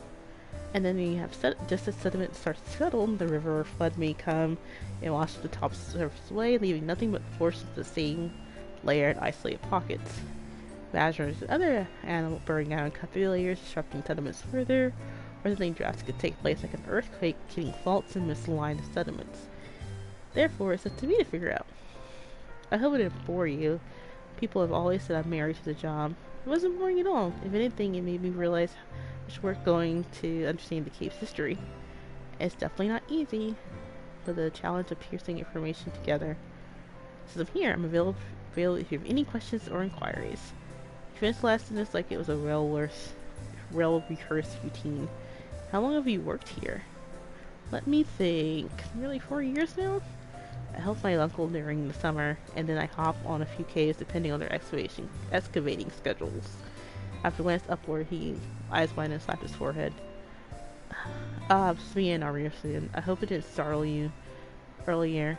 My uncle did mention to be students staying here on the weekend, but it slipped my mind. No, it's fine. It's nice finally meeting you, Hendrik. Likewise. I should have asked if I have any geology questions. That's what I'm here for. See you on Monday.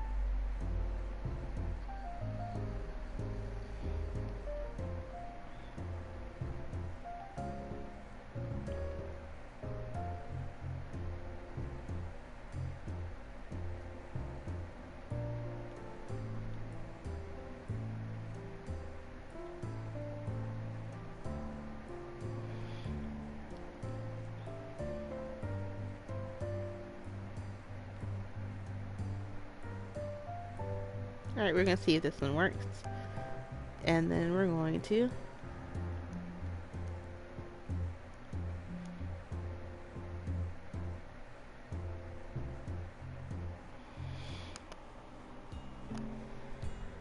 Oh, chocolate hazelnut, you're worth the extra insulin. When I was done, I rolled the bread up, and I bit the end. My mouth glued shut as it chewed, with the spread smeared my cheek. I'm glad I was eating breakfast alone. I was being sloppy.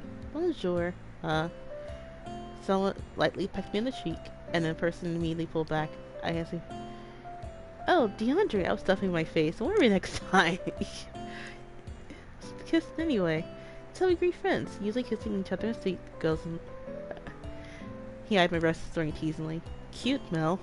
Hey, I wasn't expecting anyone to arrive so soon. Did you drive here? I took the train. It only stops every half hour, so you either arrive early or slightly late. For a question, we actually tapped the side of my cheek. You still have some. You too. Still? Did you dunk your face into? Did not. Your timing was just atrocious. While we both were cleaning cells, Kyler observing us with a deadpan expression. He frowned in disgust and disappeared around the corner with his belongings. DeAndre sighed, rubbing his temples like he even had the impending headache. I don't think he likes me. Did something happen? Well, do you remember the rowdy night? I went to bed early, so I was thinking that I may or may not have nailed Kyler in the head with a ball. Was he okay? Yeah, he's fine if upset. I tried to apologize, but he wouldn't hear it. Alright, I'm gonna try to go for 2 hours. I probably thought I was shamelessly flirting with you like some full-time playboy. Oh, you aren't? Part-time. Kyler seems to be the type that where first impressions are everything. I think you're right. He seems to tolerate me once I learned I was serious about archaeology. Well, yeah, you two work at the same location. About the ball incident. Well, let's see.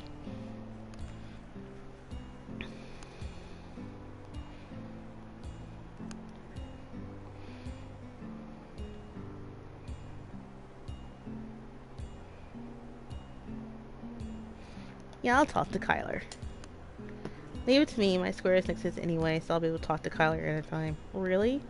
It's not a big deal, but let him know I apologize for that. You should good. And I finished my breakfast before there was any more mishaps. Anyway, where did you stay this weekend? I feel show my oversized portion, which flushed me a patient, I'll wait smile. Coughing, I tapped the table because I couldn't talk. Here. How was it? I survived. When the car pulled in, I knew Augustin and Sherry had arrived. I waved to them as they got out. Anyway, I wanted to whine to Augustin about the whole ghost thing. Sherry and I greeted each other. She handed my journal back. Should have read the comments in the journal when you have the time. It'll give you some idea how you're performing.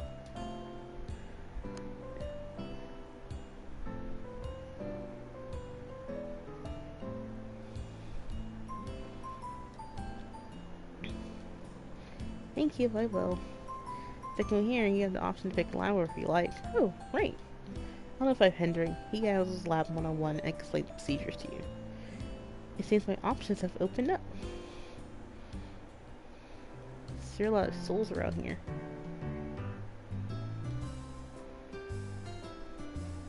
His lecture was interrupted by polite giggles and groan. He grinned at reaction. Henry loved to deliver puns in any language that The exclamation wrapped up and people collected plastic bags, each with a sheet inside. Some barely contained any material, while others had huge bows encased in tinfoil. I grabbed a decently sized one with mostly smaller items and fished out the fiche along rack with the item. This is your first time doing lab work? Yes, Sherry's gone over the procedures with the slides of presentation, but it's just seeing it up close. If you like, I can clarify some things, although it'll be easier to do 101 instead of repeating myself in both languages and taking up your time. Really, then?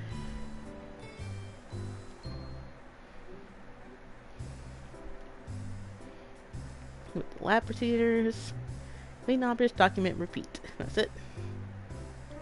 That was short and sweet. When you've worked with many students with varying degrees of interest in archaeology, it helps to be concise. It's my own take on the KISS principle. Keep it simple for a student. How to clean items. There's so many tools to clean. What's the general routine? He leaned over before the plastic bowl with a sleeve faced over it. Depending on how dirty the item is, he used to wash the majority of soil off. If it's a bone, please don't let it stay submerged too long or it'll become saturated. And damaging odds, especially if it's already cracked or flaking. Other times you just need to jump with a brush the wire if you're cleaning a small section. Be sure to dry it thoroughly using a paper towel or a lint-free cloth. Whether you use a step or not is onto the brushes and craft sticks. I know about brushes, but craft sticks? They're great for scraping muck off with scratching the remains. I'm partial to craft sticks myself, but everyone has their own preference. If you use a brush, be gentle and don't scrub too hard. After that, and there's toothpicks, which are useful for cleaning teeth or porous items. If the object is relatively clean to begin with, it doesn't need to water, you can simply brush the dirt off.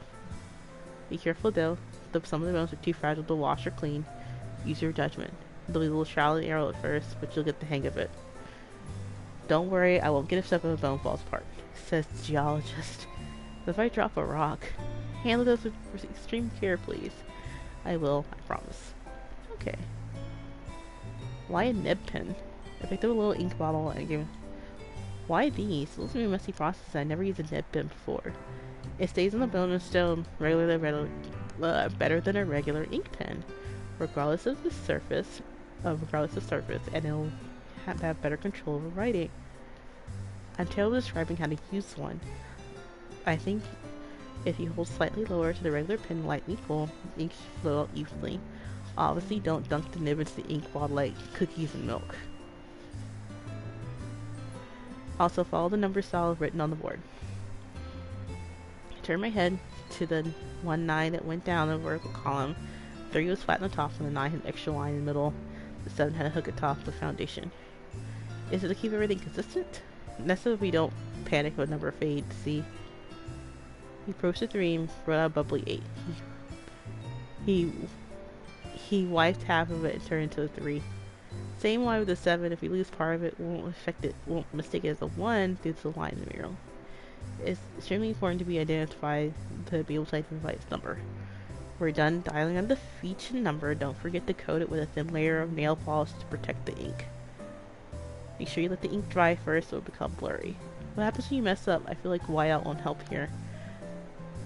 Then that's the fun part. You can use the nib to scrape off the ink. I don't recommend using multiple times over the same surface though. You'll end up destroying the very item we're trying to preserve. But the object is too impossible to write on due to the size. Then place it in a tray cup along with a written piece of paper that came with it. Although try your best to write in a partial line since it's possible to lose the paper over time. Please write neatly so you don't end up cursing your name, so I don't end up cursing your name next year when I get around to them.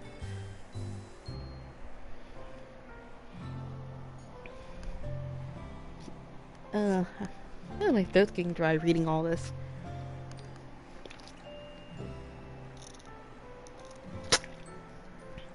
Here's water, sieve, and bowl for watching. Other instruments include brushes of various sizes, craft sticks, toothpicks, cloth, paper towels for drying. And when it's all written down in coat of nail polish, you can drop the items into cups and set over trays over there. He points to the rows of written trays, each of cups and super glued to the surface. Some have bigger containers for the obviously larger objects too. That way they'll dry out in the sun. I'll take care of everything when the lab work is done so you don't have to worry about the rest. Any other tips you can think of? What I told you, just be gentle and use your best judgment. Don't mix up the items, please. And be sure to clean up the utensils when you're done. The laser game terminated? I extracting a day after you wash them, plus they're touching with our bare hands. Even breathing while you're digging exposed material is virtually impossible to avoid taking samples unless you catch early while excavating. We'd rather have items clean so I can identify their morphology, possible manual manipulation of the items, like burnt bone, cuts and flint, tool manufacturing. This will avoid ended up in the wet screening process, as context marked identified on the document. Okay, cool. Good. Problem. Mostly helping out in the lab, working alongside the other students. Hendrik, need help with anything? First cleaning? Oh my god. I still gotta do the first cleaning. Okay. Here you have your tools, toothpick, brush, craft, water sleeve. Remember we're dealing with most fragile objects, so it'll be 2 times considered to clean them properly. The deal to make it object recognizable. Luckily you're cleaning a piece of shirt, so let's wash it off in the sieve.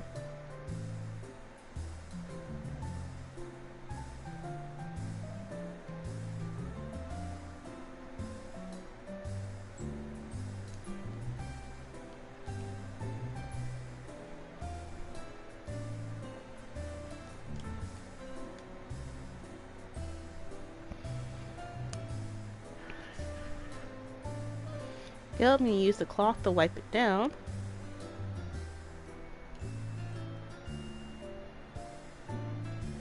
Now this bit of dirt and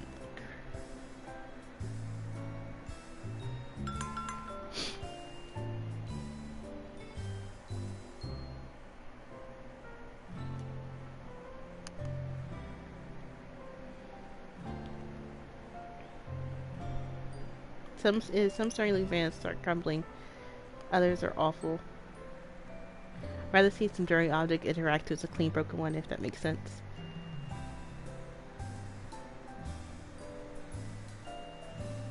The goal is to match the target force. Okay.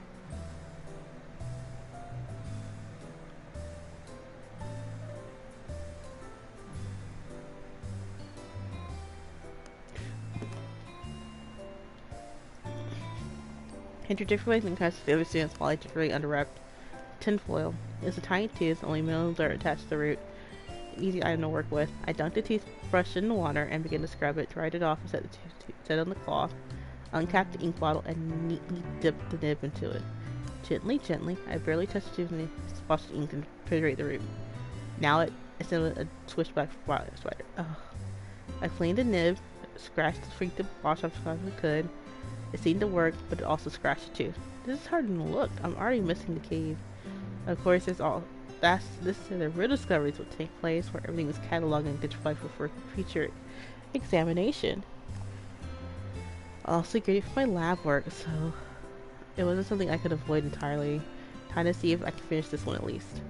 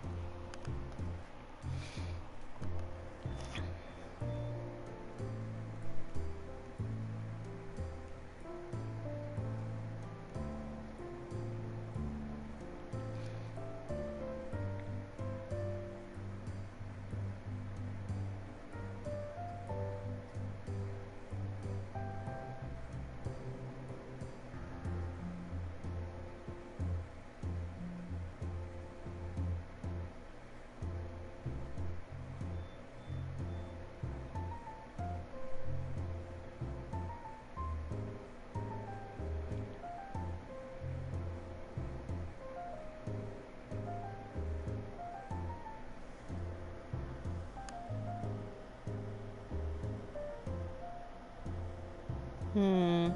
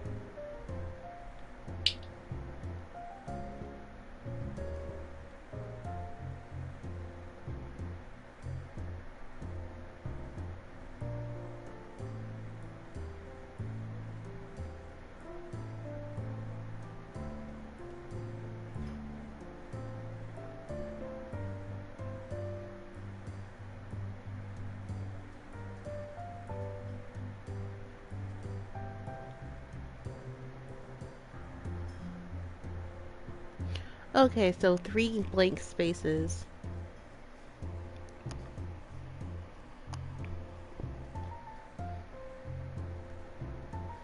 Alright, so I think I got this. So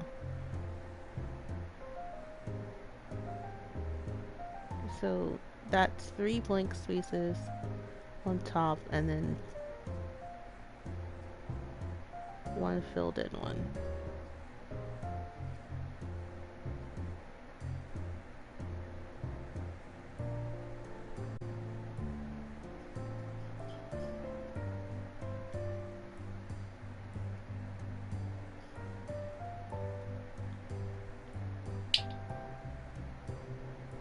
Alright, so I have no hints left.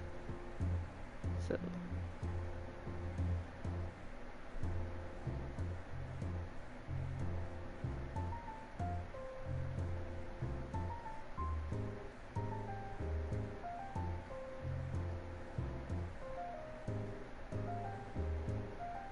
okay, 3 on the top, 1 on the bottom.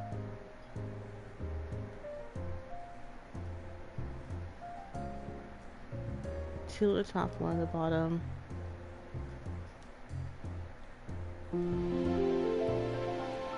Okay, I think I got this now.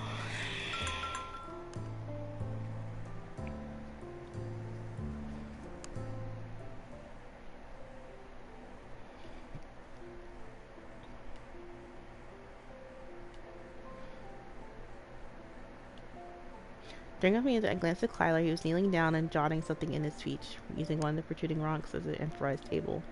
I clenched his on my honor. I wondered if I could ask him. Moreover, it would give me the chance to apologize on DeAndre's behalf.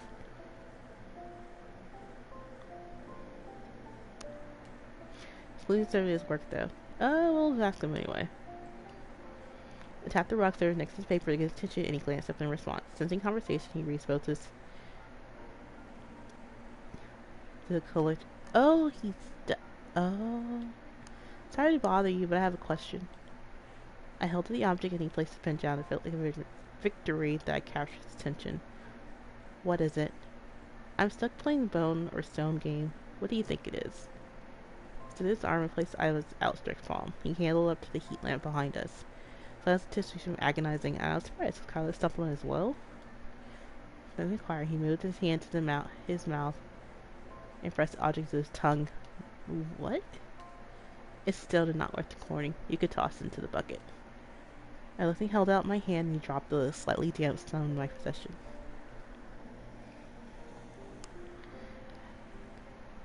It didn't work exactly. How could you tell by doing that? Bone is porous and sticks to tongue. This one didn't. Oh, I get it now. Toss the stone in the bucket. Thanks, Kyler. I'll definitely handling if I'm stuck again. Your shoulders are rolling too heavily. Use your eyes and touch first. It's more of a last resort method. Sounds like good advice to me. And something I was to cheat and look at every object. It probably wasn't the most professional procedure to depend on. Oh, there's one more thing.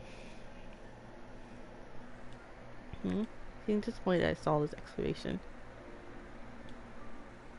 I heard about what happened last week when DeAndre hit you with the rugby ball. Right? What about it? He apologizes for that's all. I admit I reacted rather harshly with him. It almost hit my implant. It's an accident. I'll let him know. I'll forgive him. See close. Are you seeing each other? What? He says, not exactly dating is similar, but less formal. Seeing each other and going out is both acceptable. And no, we're not doing that either. Why does it bother you? This is like there with DeAndre. No, I mean, what you do is none of my business. Although, I thought you take it out on his. You seemed very keen at first. I didn't take it seriously. What you saw that morning wasn't anything more than a greeting kiss gone wrong. Wrong? I had chocolate spread over my face. He didn't suspect that. So that's what happened. I admit I was worried about one thing. Say about Sherry. Kyler speak to me so freely and surprised me. Wait, of course they know each other. This is his first time here, and Sherry visited yearly. Imagine seeing her as a mentor at this point. Why Sherry? She's go. Sherry boasted it for the field skill. This person got heavily involved with someone here. Anyways, one day Sherry's student just vanished over the weekend. Sherry's contacted her parents immediately and they were furious. After some inquiring, someone mentioned that she may have left one of the Belgian students who had planned a trip to Portugal. She didn't tell anyone, but apparently this is apparent some current students. Basically, the student ditched the entire field school. It's an instant flunk. I wouldn't do anything like that. It wasn't exactly easy to get here in the first place. All these interviews, getting my passport, saving up, going to see your parents. I chose internship for the experience. I won't blow it away because or cause Sherry to panic. She would place her trust in me after all.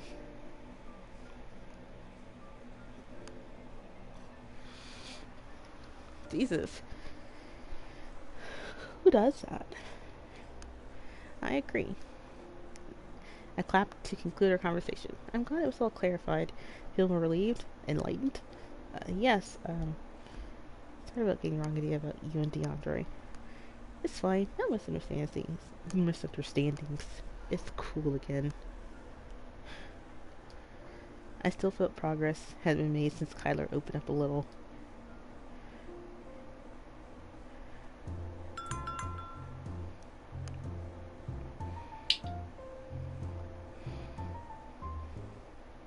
I was ready this time, so sitting at the end of the bench, I positioned it right in the middle, hoping to mingle with the other students.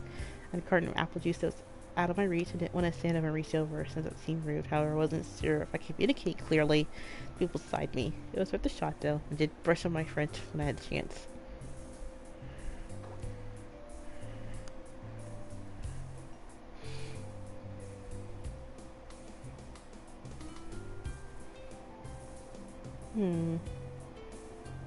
Choose this for.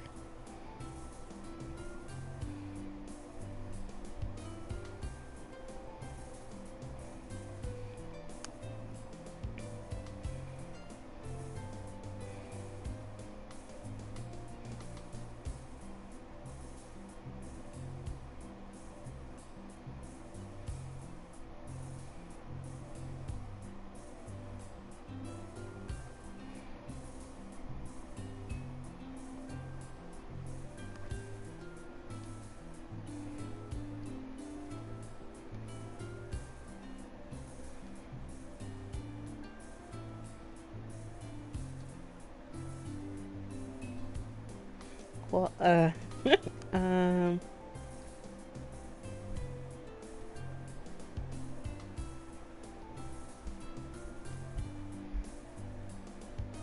it seems my thoughts were heard, and as juice carton appeared beside my plate, I glanced up, and the Red Cross face smiled. We excited each other, reaching to grin. Merci beaucoup. You're welcome. Melissa, Chantal. Sorry for the spotlight. I thought a little cheering would help. It's fine, I appreciate it. When we jingle, Joan eyed me curiously. Chantal, she's from the States. Yep, California to be exact. Beaches, bikinis, movie stars, all that jazz. To come all this way, you want to be archaeologists as well? Yep, jumped on the chance to excavate at the Neanderthal site. I can't exactly do that back home. It's incredibly great, surrounded by all this history. What about you two? What degrees are you taking? Chantal translated to me brightly, raised her fingers too close and wiggled them. Music! I play flute. Neat. How do you say flute in French? Chantal chuckled loudly, but being able to relay the question to Joan, who giggled. La flute. Why am I not surprised? Isn't it nice? It helps with learning a language if many of the words are identical or similar. If all else fails, say the word in English. There might be a way to understand. Are you monolingual? Oh, well.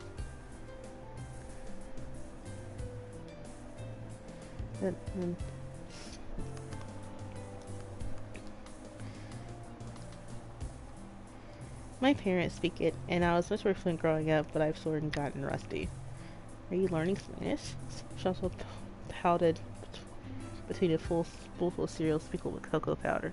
I'd like to, but Spanish was conflicted with my other courses. I want to go to South America Korean so I can master both Spanish and English. Both gentlemen tried to follow along, although I quickly summed up the conversation in. Chantal wants to dig underwater. I'm interested in underwater archaeology. Sadly, this selective is not what I'm looking for, but the choices are pretty limited. I guess the cave can get damp if occasionally that counts. But underwater archaeology is not a field I've given much thought to. Why underwater? Are you...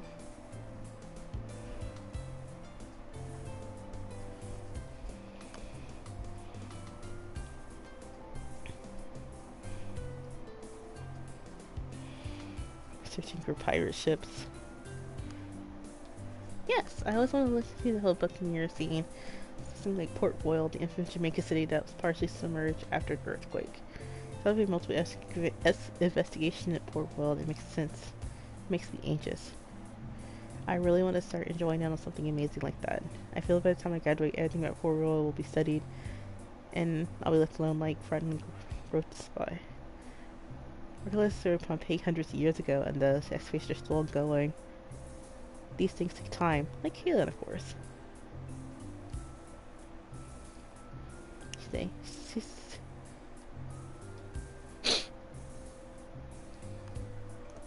Hendrik too. He seems more approachable. He's definitely geologist-y. And he's good too.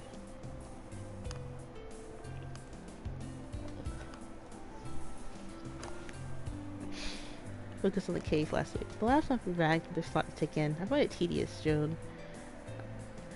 No, tedious? Boring? If you like, the three of us could probably work together. That would be fun. That's just the plan.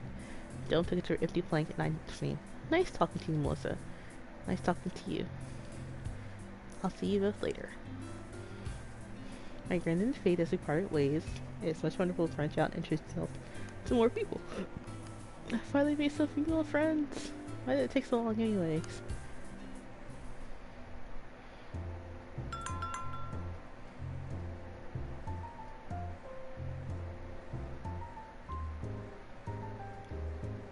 Oh. Alright.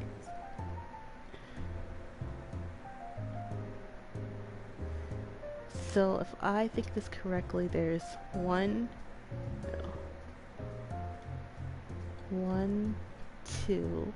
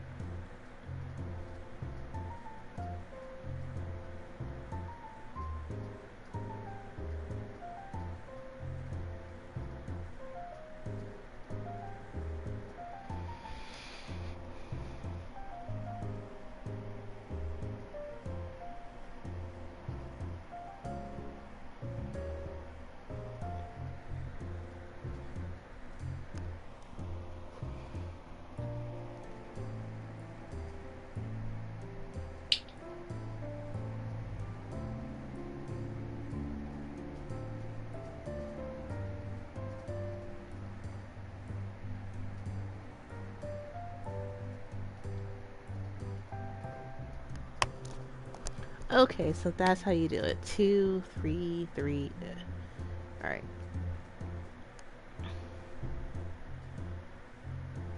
So 1, 2.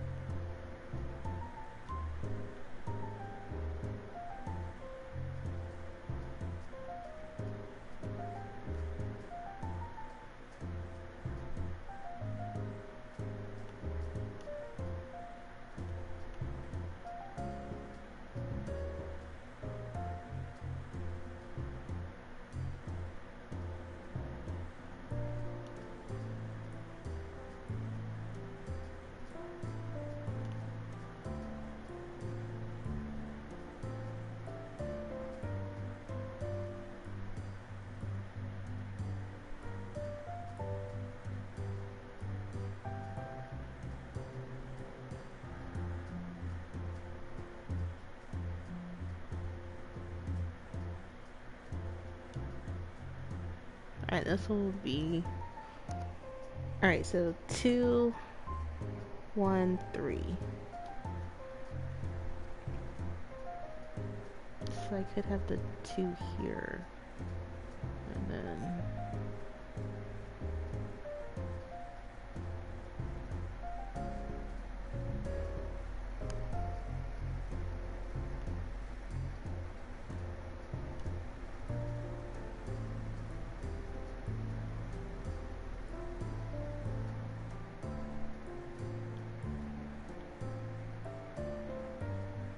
Right, and that one it's 2, okay. It's 2, 2.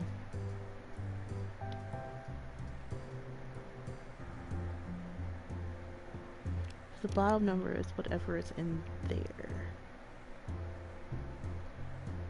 And just to be sure, I'm going to use my last hint for this. Yeah, so 2 on the top, 2 on the bottom. So 1 on the top, 1 on the bottom.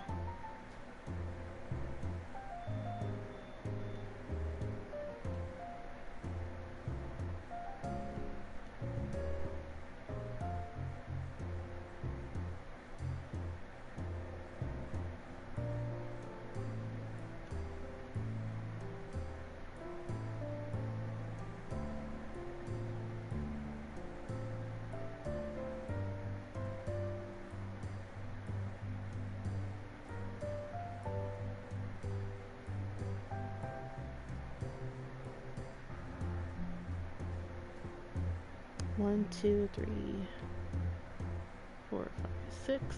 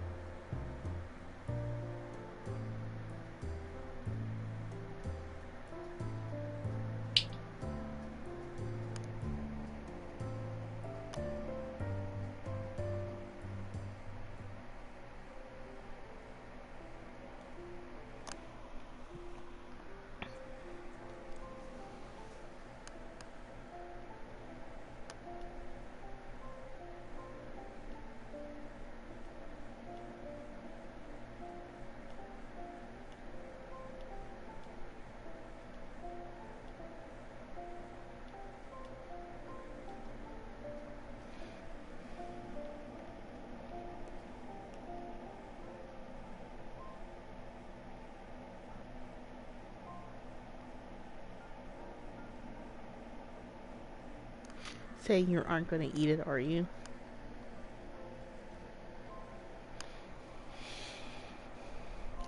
He burst out laughing. He shook his head to agree with him, but he best. No, no, not like that. He for a second I worried we were going to taste test it. I guess you could. The test would be different, but I'm not considered dirt. It probably tastes the same, grimy with an earthy aftertaste.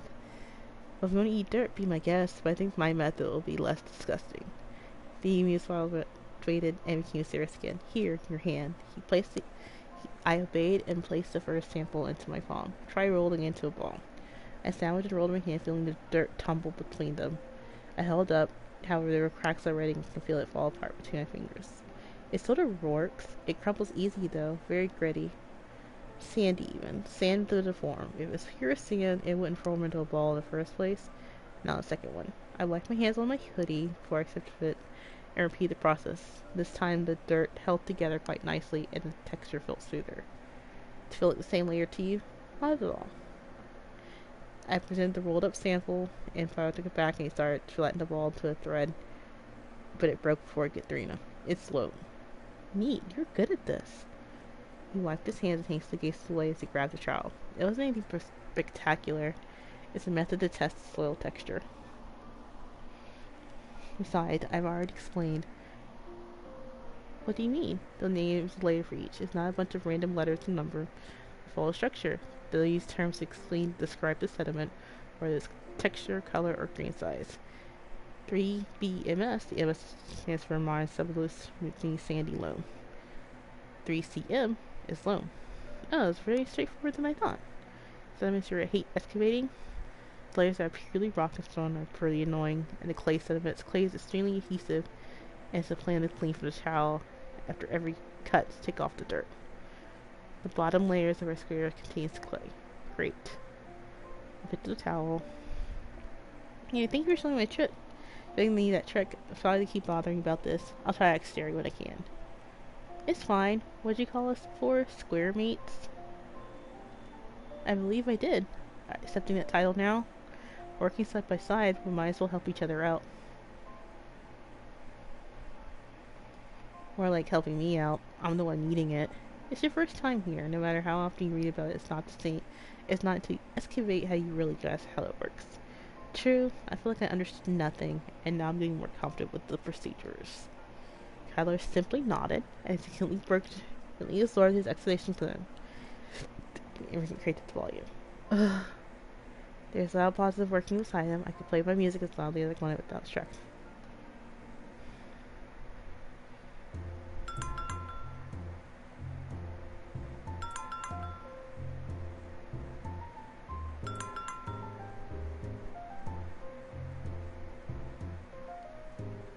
Oh.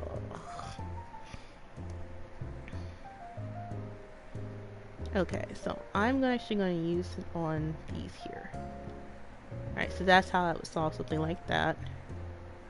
If I remember how to, I think I remember how to do these here. 1, 2, 1, 2.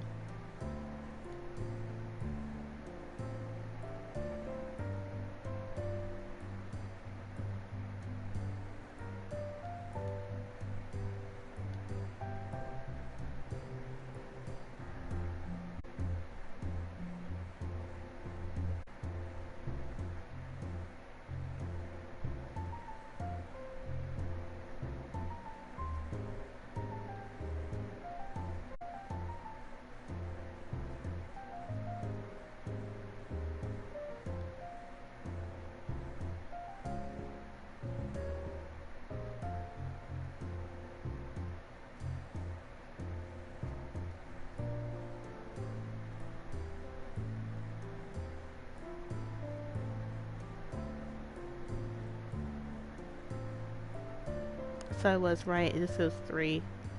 Alright.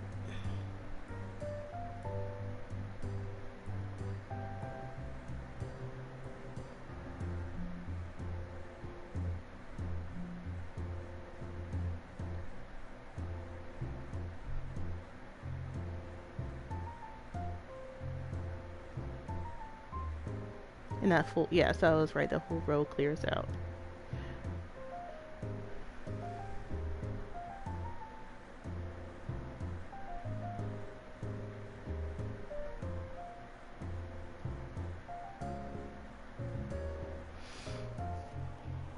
Okay, so as long as I have 1, 2, then this has to be on another side.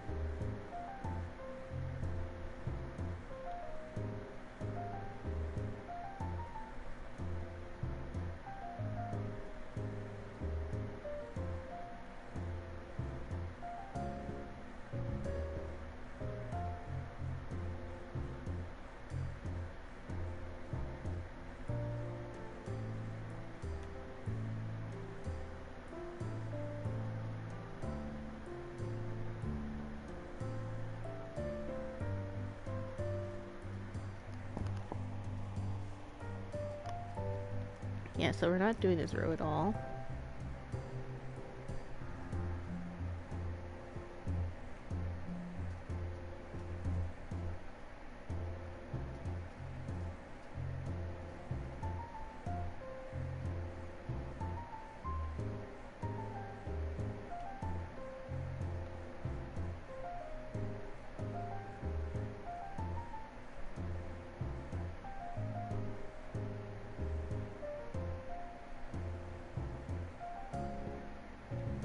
Sorry, 3, 2, 3, 1, 2, 3.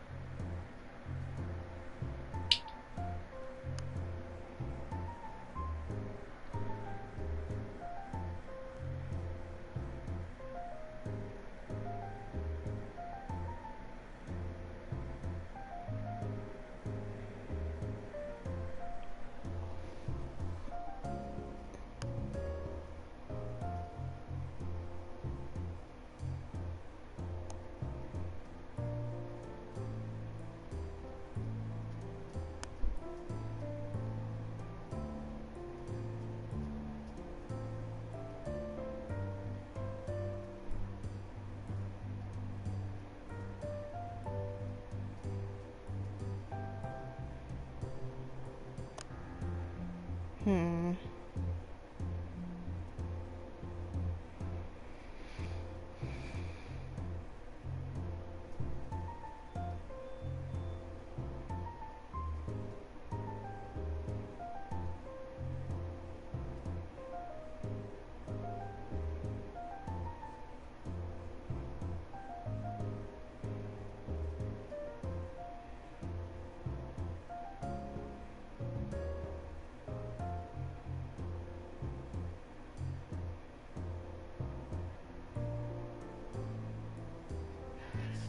Hmm.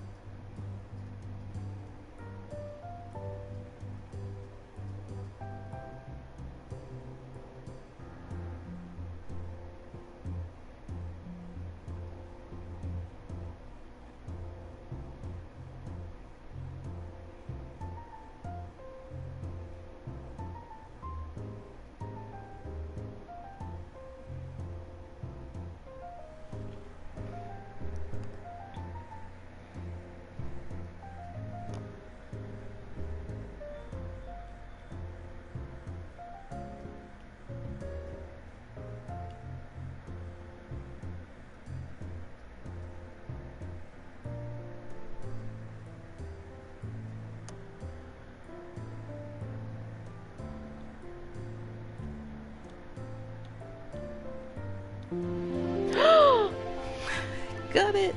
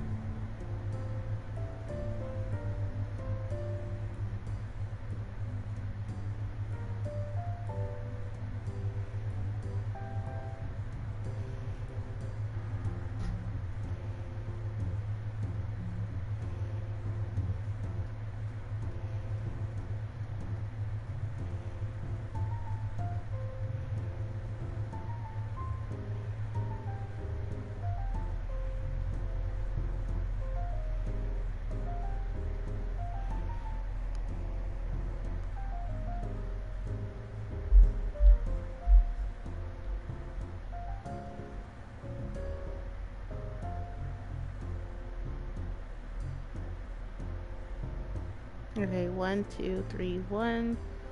1, 2, 3. 1, 2, 1. 1, 3, 3.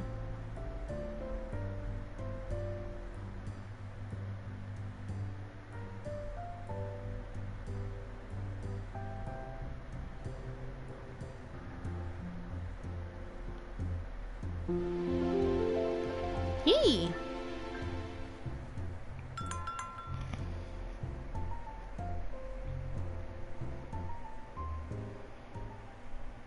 Bucking slowly and gravely walked down the main catwalk, soon they returned to my square.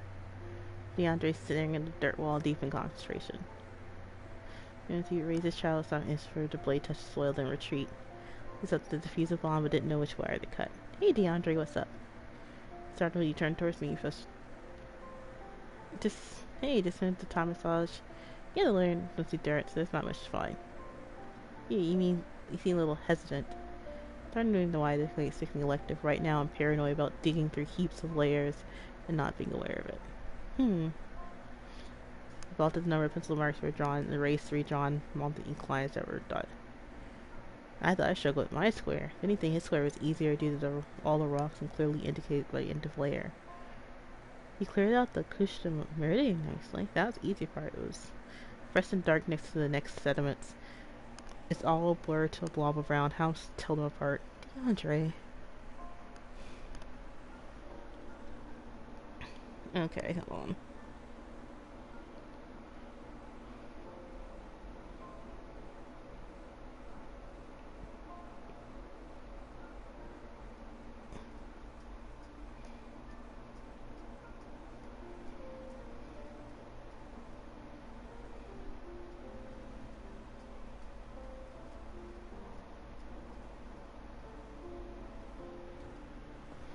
The etching with a start of resilient temporary solution, not necessary.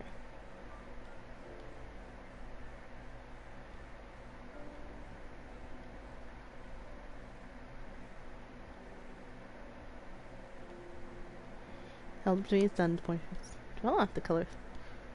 Of course, this is where you see his sediments are slitty. It's half like squares for rocks. It's one whole layer. Just like elevator to the scope. Oh, thanks for that. Maybe I'll do a decent job here. I don't want to go back to the lab. Didn't like lab so much. It was boring and repetitive. Then again, so was excavating. But at least you're not getting high off of ink and nail polish tubes.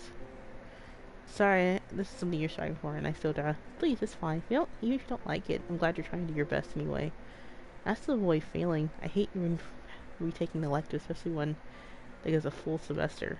I just want to graduate already. A 3-year degree, or like 5 if you're balancing work well. Work? What's your job?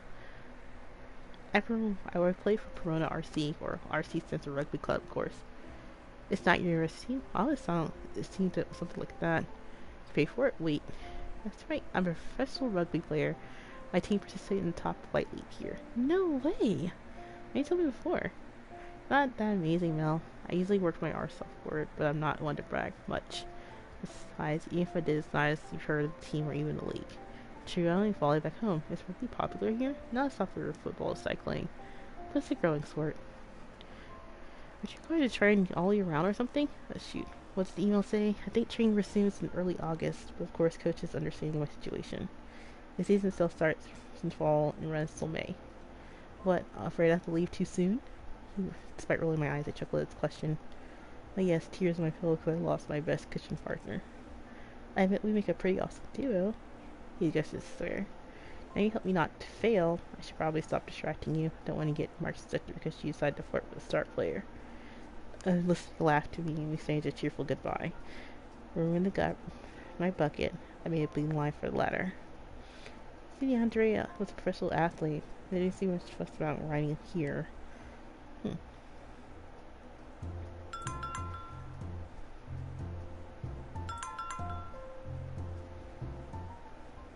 Hey, seriously, how did I end up here? I sent it to a whole to get around to look idea of the situation. My only job extended way longer than I intended. I'll try this off-road, I said. I won't get lost, I said. Nothing wrong as it got loose. Decided to sleep while briskly walking along the street. I was definitely high up. It was a steep slope. I knew the cave was located somewhere below. It's already past 8. I should have found my way back about 20 minutes ago. After close to the slope and peered down, waiting for find a shortcut. No way, that's the cave down there. It's unmistakable. Interesting half shed hidden in the rock to the worn path. I didn't see me trail it descended down, not without leaving the bushes and trees anyway. If I backtrack, I would horribly late. What to do? There's no other option but to hurl yourself down the stream.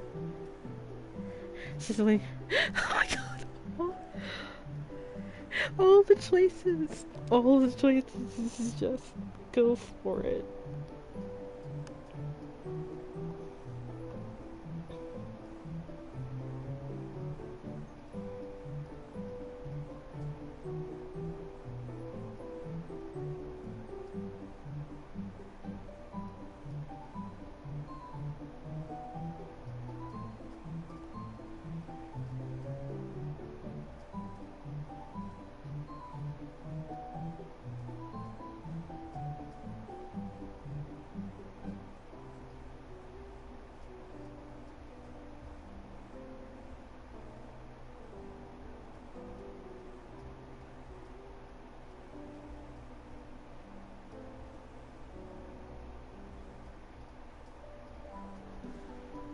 Alright, let's do this. What is this? I shielded my face and checked over the walkway. Katie I grabbed a tree trunk to stop my lunch, huffing and puffing. Detour. So she watched me stagger into the wet screen earring all scratched with the leaves stuck to me everywhere. Melissa, are you okay? Straighten up. I mustered a weak smile and wiped this shirt. Yeah. The sandbag roulette switch didn't really work and I got chased by a boulder moving down. You should hear it out. Yes.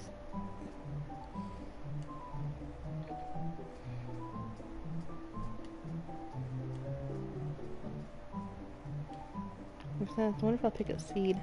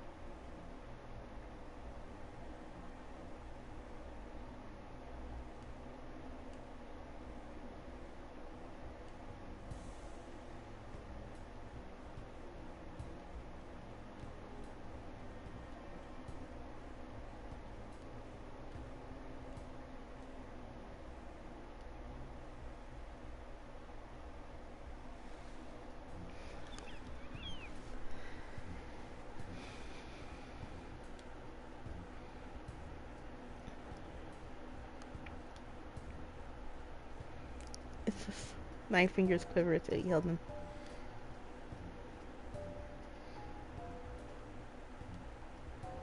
No one barraged me with questions on the condition of community card and absolutely licked my lips and wiped my mouth with an arm of gravity cannot express in two words, but I hope they can get the sense of emotion. How are you feeling? Much better. Oh, I also had an episode like that. Best questions? It's recovering. But I made you boss. Please calm down.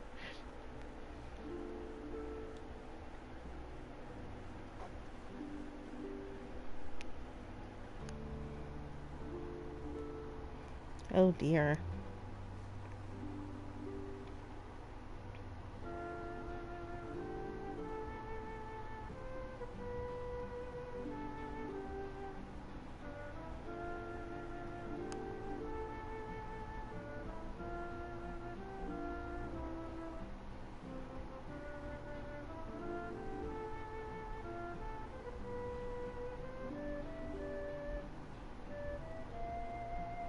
Cellular X issues.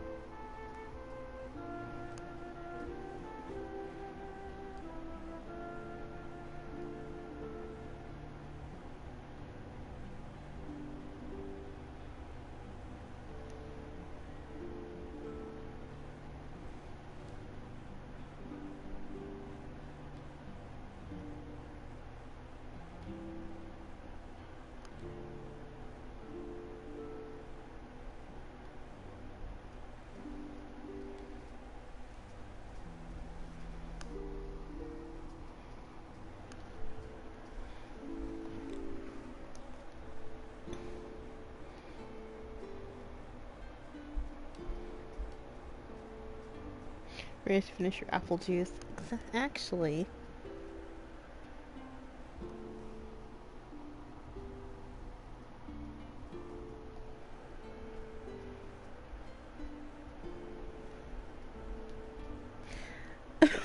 well, I had no idea how much you needed, so I filled it to the brim. So that was so this whole situation was a check of who I was going to go with. Either go to Hendrik, Jean, Kyler, John, Kyler, or DeAndre or Soji. Thanks. I picked up the cup, nods, gave me an acknowledgement for returning to the kitchen. I wonder if I survived my tent, the excavating despite my exhaustion. Approaching. There you are. Not finding you. I need to get my glucose levels back to normal first. Do you know what it cost? I didn't see it at breakfast. I got lost. I leave my job and took longer to do I also skipped a meal. Sounding more irresponsible. I went to... Let's focus on getting your meal schedule back on track, right? Talk about this later. It's not about monitoring me. Oh.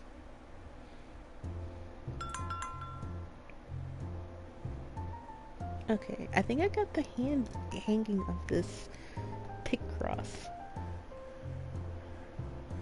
Okay, so 1, 1, 1, 3 deep, 1, 2 deep, 1,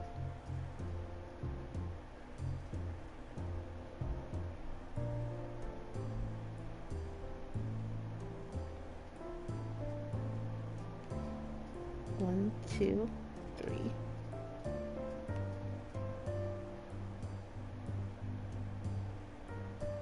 1, 2.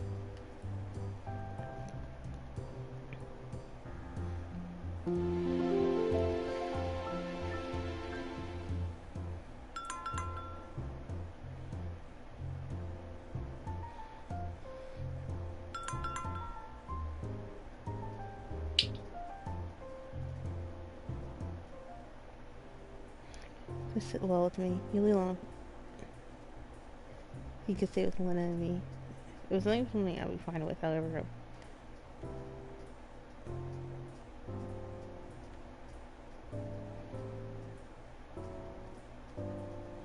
And she independence being released in this field trip if my responsibility to guarantee your safety being a wonderful experience. Not a problem, I could stay. It'd be no problem, I can catch up my work too. Would you your God sing, Hendrik? To relieve Sherry, send in a hand to the chef, or tone of voice sounded to a sorry mate without my influence. She must have known for a long time, but I must trust them. Of course, Melissa has the final say. Because like I offered, you know yourself best, expect your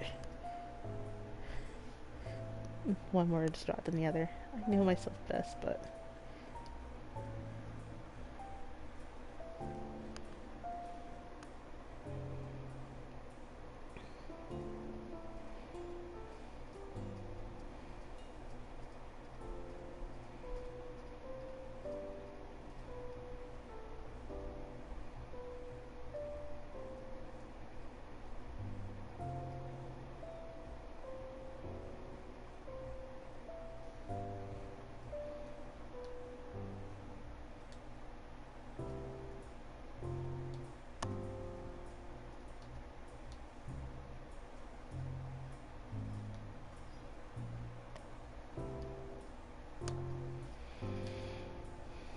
stayed the weekend.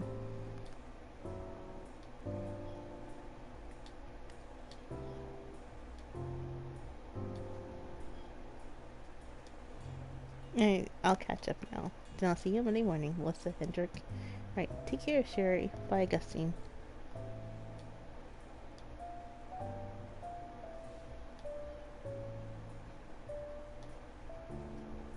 Senile old man. You're a student here. You're a student and not. Sorry about that.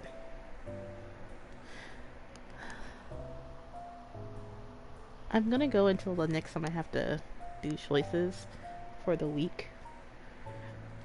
So I can switch over. Or here's things. I'm visiting the microstrip housing alarm now that I've got some new dates established. Want to see? Sure, what is exactly? Behold the entire strata of the growth the column. With a visual diagram, one side colorful with all the earth tones and various dots and gray spots, various sizes. I wanted to realize I was looking at all the layers documented. The top had a cavern picture, including a cube back and spelothrithms. Each segment had its own assigned identification and information blurb. I was just going back to 40,000 years ago. Whoa, can you scroll down? I'm gonna see excavating layer name. All it's done with 3CL. So you're around the 120,000 mark. What's the end of the endemic period, you ask? Either way, it's still in interglacial sediments. Summers were dry and warm, winters mild, temporal boiled trees. It was forest then got cooler around the third mark. In the early Endemic period, there was a surge of pine, spruce, and the pollen counts. The curse was circulating takes place with tons of clay layers. You'll have fun when you get to those. I didn't bore you, did I? Of course not, actually, to be honest. I'm surprised you knew so much about pollen counts. This one didn't seem for a geologist. It doesn't. Paleology isn't my strong point, but it's useful when applied in geology, like geochronology, archaeology, climate change, etc. and Andre. You pick an intermediate science as you go. If anything, I'm better at compiling data, bio stuff to real experts. Now for focus on things that are in situ, Greek paleosocis along with. Now I'll be fetching all week with this kind of stuff. You won't mind, right? The internship provided me an opportunity to converse with people of various expertise. How could I pass it up? By all means, you're sitting here too.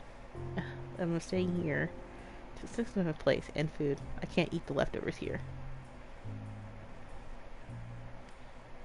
Are you moved for spaghetti? I'm not an amazing cook, but I already have the ingredients back home. I can make it here if you don't mind waiting a little longer. I love spaghetti. Avoid eating, allergies, diet restrictions. Very flexible with on school, but I don't eat red meat. Duly noted. Back in a bit, Melissa.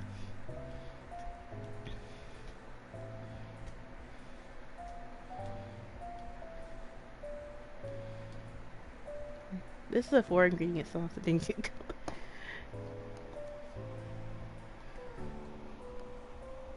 I hope you don't mind a meatless sauce though. Vegetarian? For a while now. Or do you avoid red meat? Say vegetarian. I avoid meat when I can. The lazy vegetarian diet. More like I avoid meat, but I won't say no to grandma's yearly Christmas steak. Don't want to break your heart after all the missed dinner meals. Some of my families were baffled when I started making such my own Obama. Back in my day, we saw everything in butter, deep fried it, and that's how we liked it. Boma, is that what's your new game? Because the Flemish when you're Flemish, Belgian Dutch is spoken there. This is my mother's brother trying to figure out family relations. Makes sense you know all 3 languages? Some, and that is some German. It's very meager though. After studying geology in German, only in Germany, and English knowledge was required.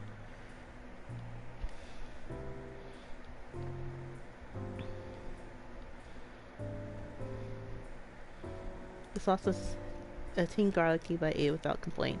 Dressing changed the weekend leftovers, and I'm grateful for this generosity. But yes, I focused on my meals to talk. When I was done, I set the fork down with the plank drying intersection. You were famished. What were your plans now?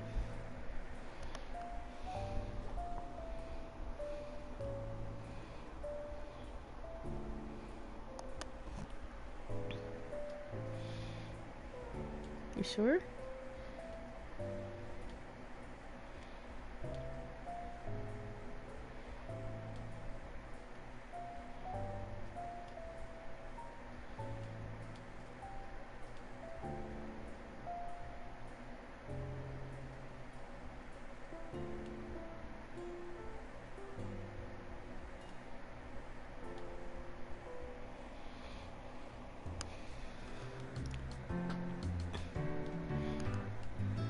Yeah? Being taken excuse. Sleepy. You didn't go to bed at all, did you?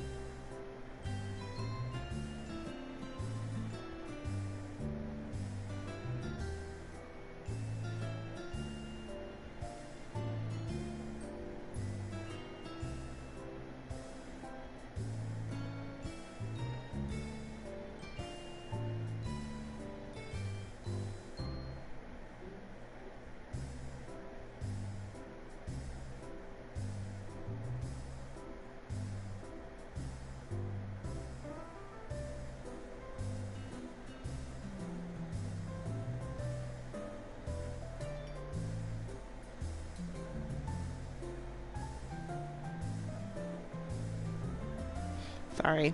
I got distracted with something on my phone. I'm really sorry, guys. That's everything.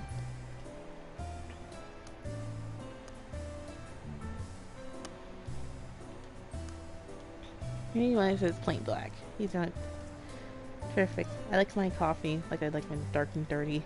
Oh my, what? Thanks, Melissa. I really needed that. I practically passed out. Were you to finish the stuff? We'll find out once I start reviewing it. After twice, I set the coffee down and I gave me rest. Pages of anime and commas. I don't think girls. My caramel alcohol and settled one share sessions on the table. We made salsa and we enjoyed our drinks, mostly about the work he accomplished or not, and how Hendrik never found the museum that creepy at night. What? You never experienced the sound of someone slowly walking upstairs and stopping? You don't seem someone who's terrified of ghosts. Well, I never scared of ghosts till now. I'm blaming your uncle and his wrath and the Neanderthal goat. Cave barely dug up. He set up an empty mug down. I'm gonna take a shower, even though it means it's my one luxury when everyone's gone. No 20-minute showers, gotcha.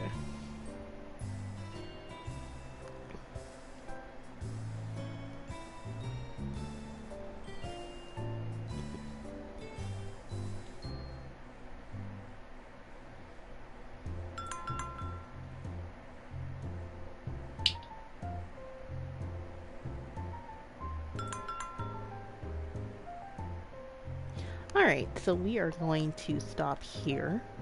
I'm going to like eat a little bit and then I'll go and do my 30 minutes of Curse of the Moon. So we are going to stop here. I'm not going to change what I have because what route I'm on. So, but yeah, alright guys, you have a nice evening. I mean, actually, I'll see the rest of you guys. I'll see you guys in like a few minutes.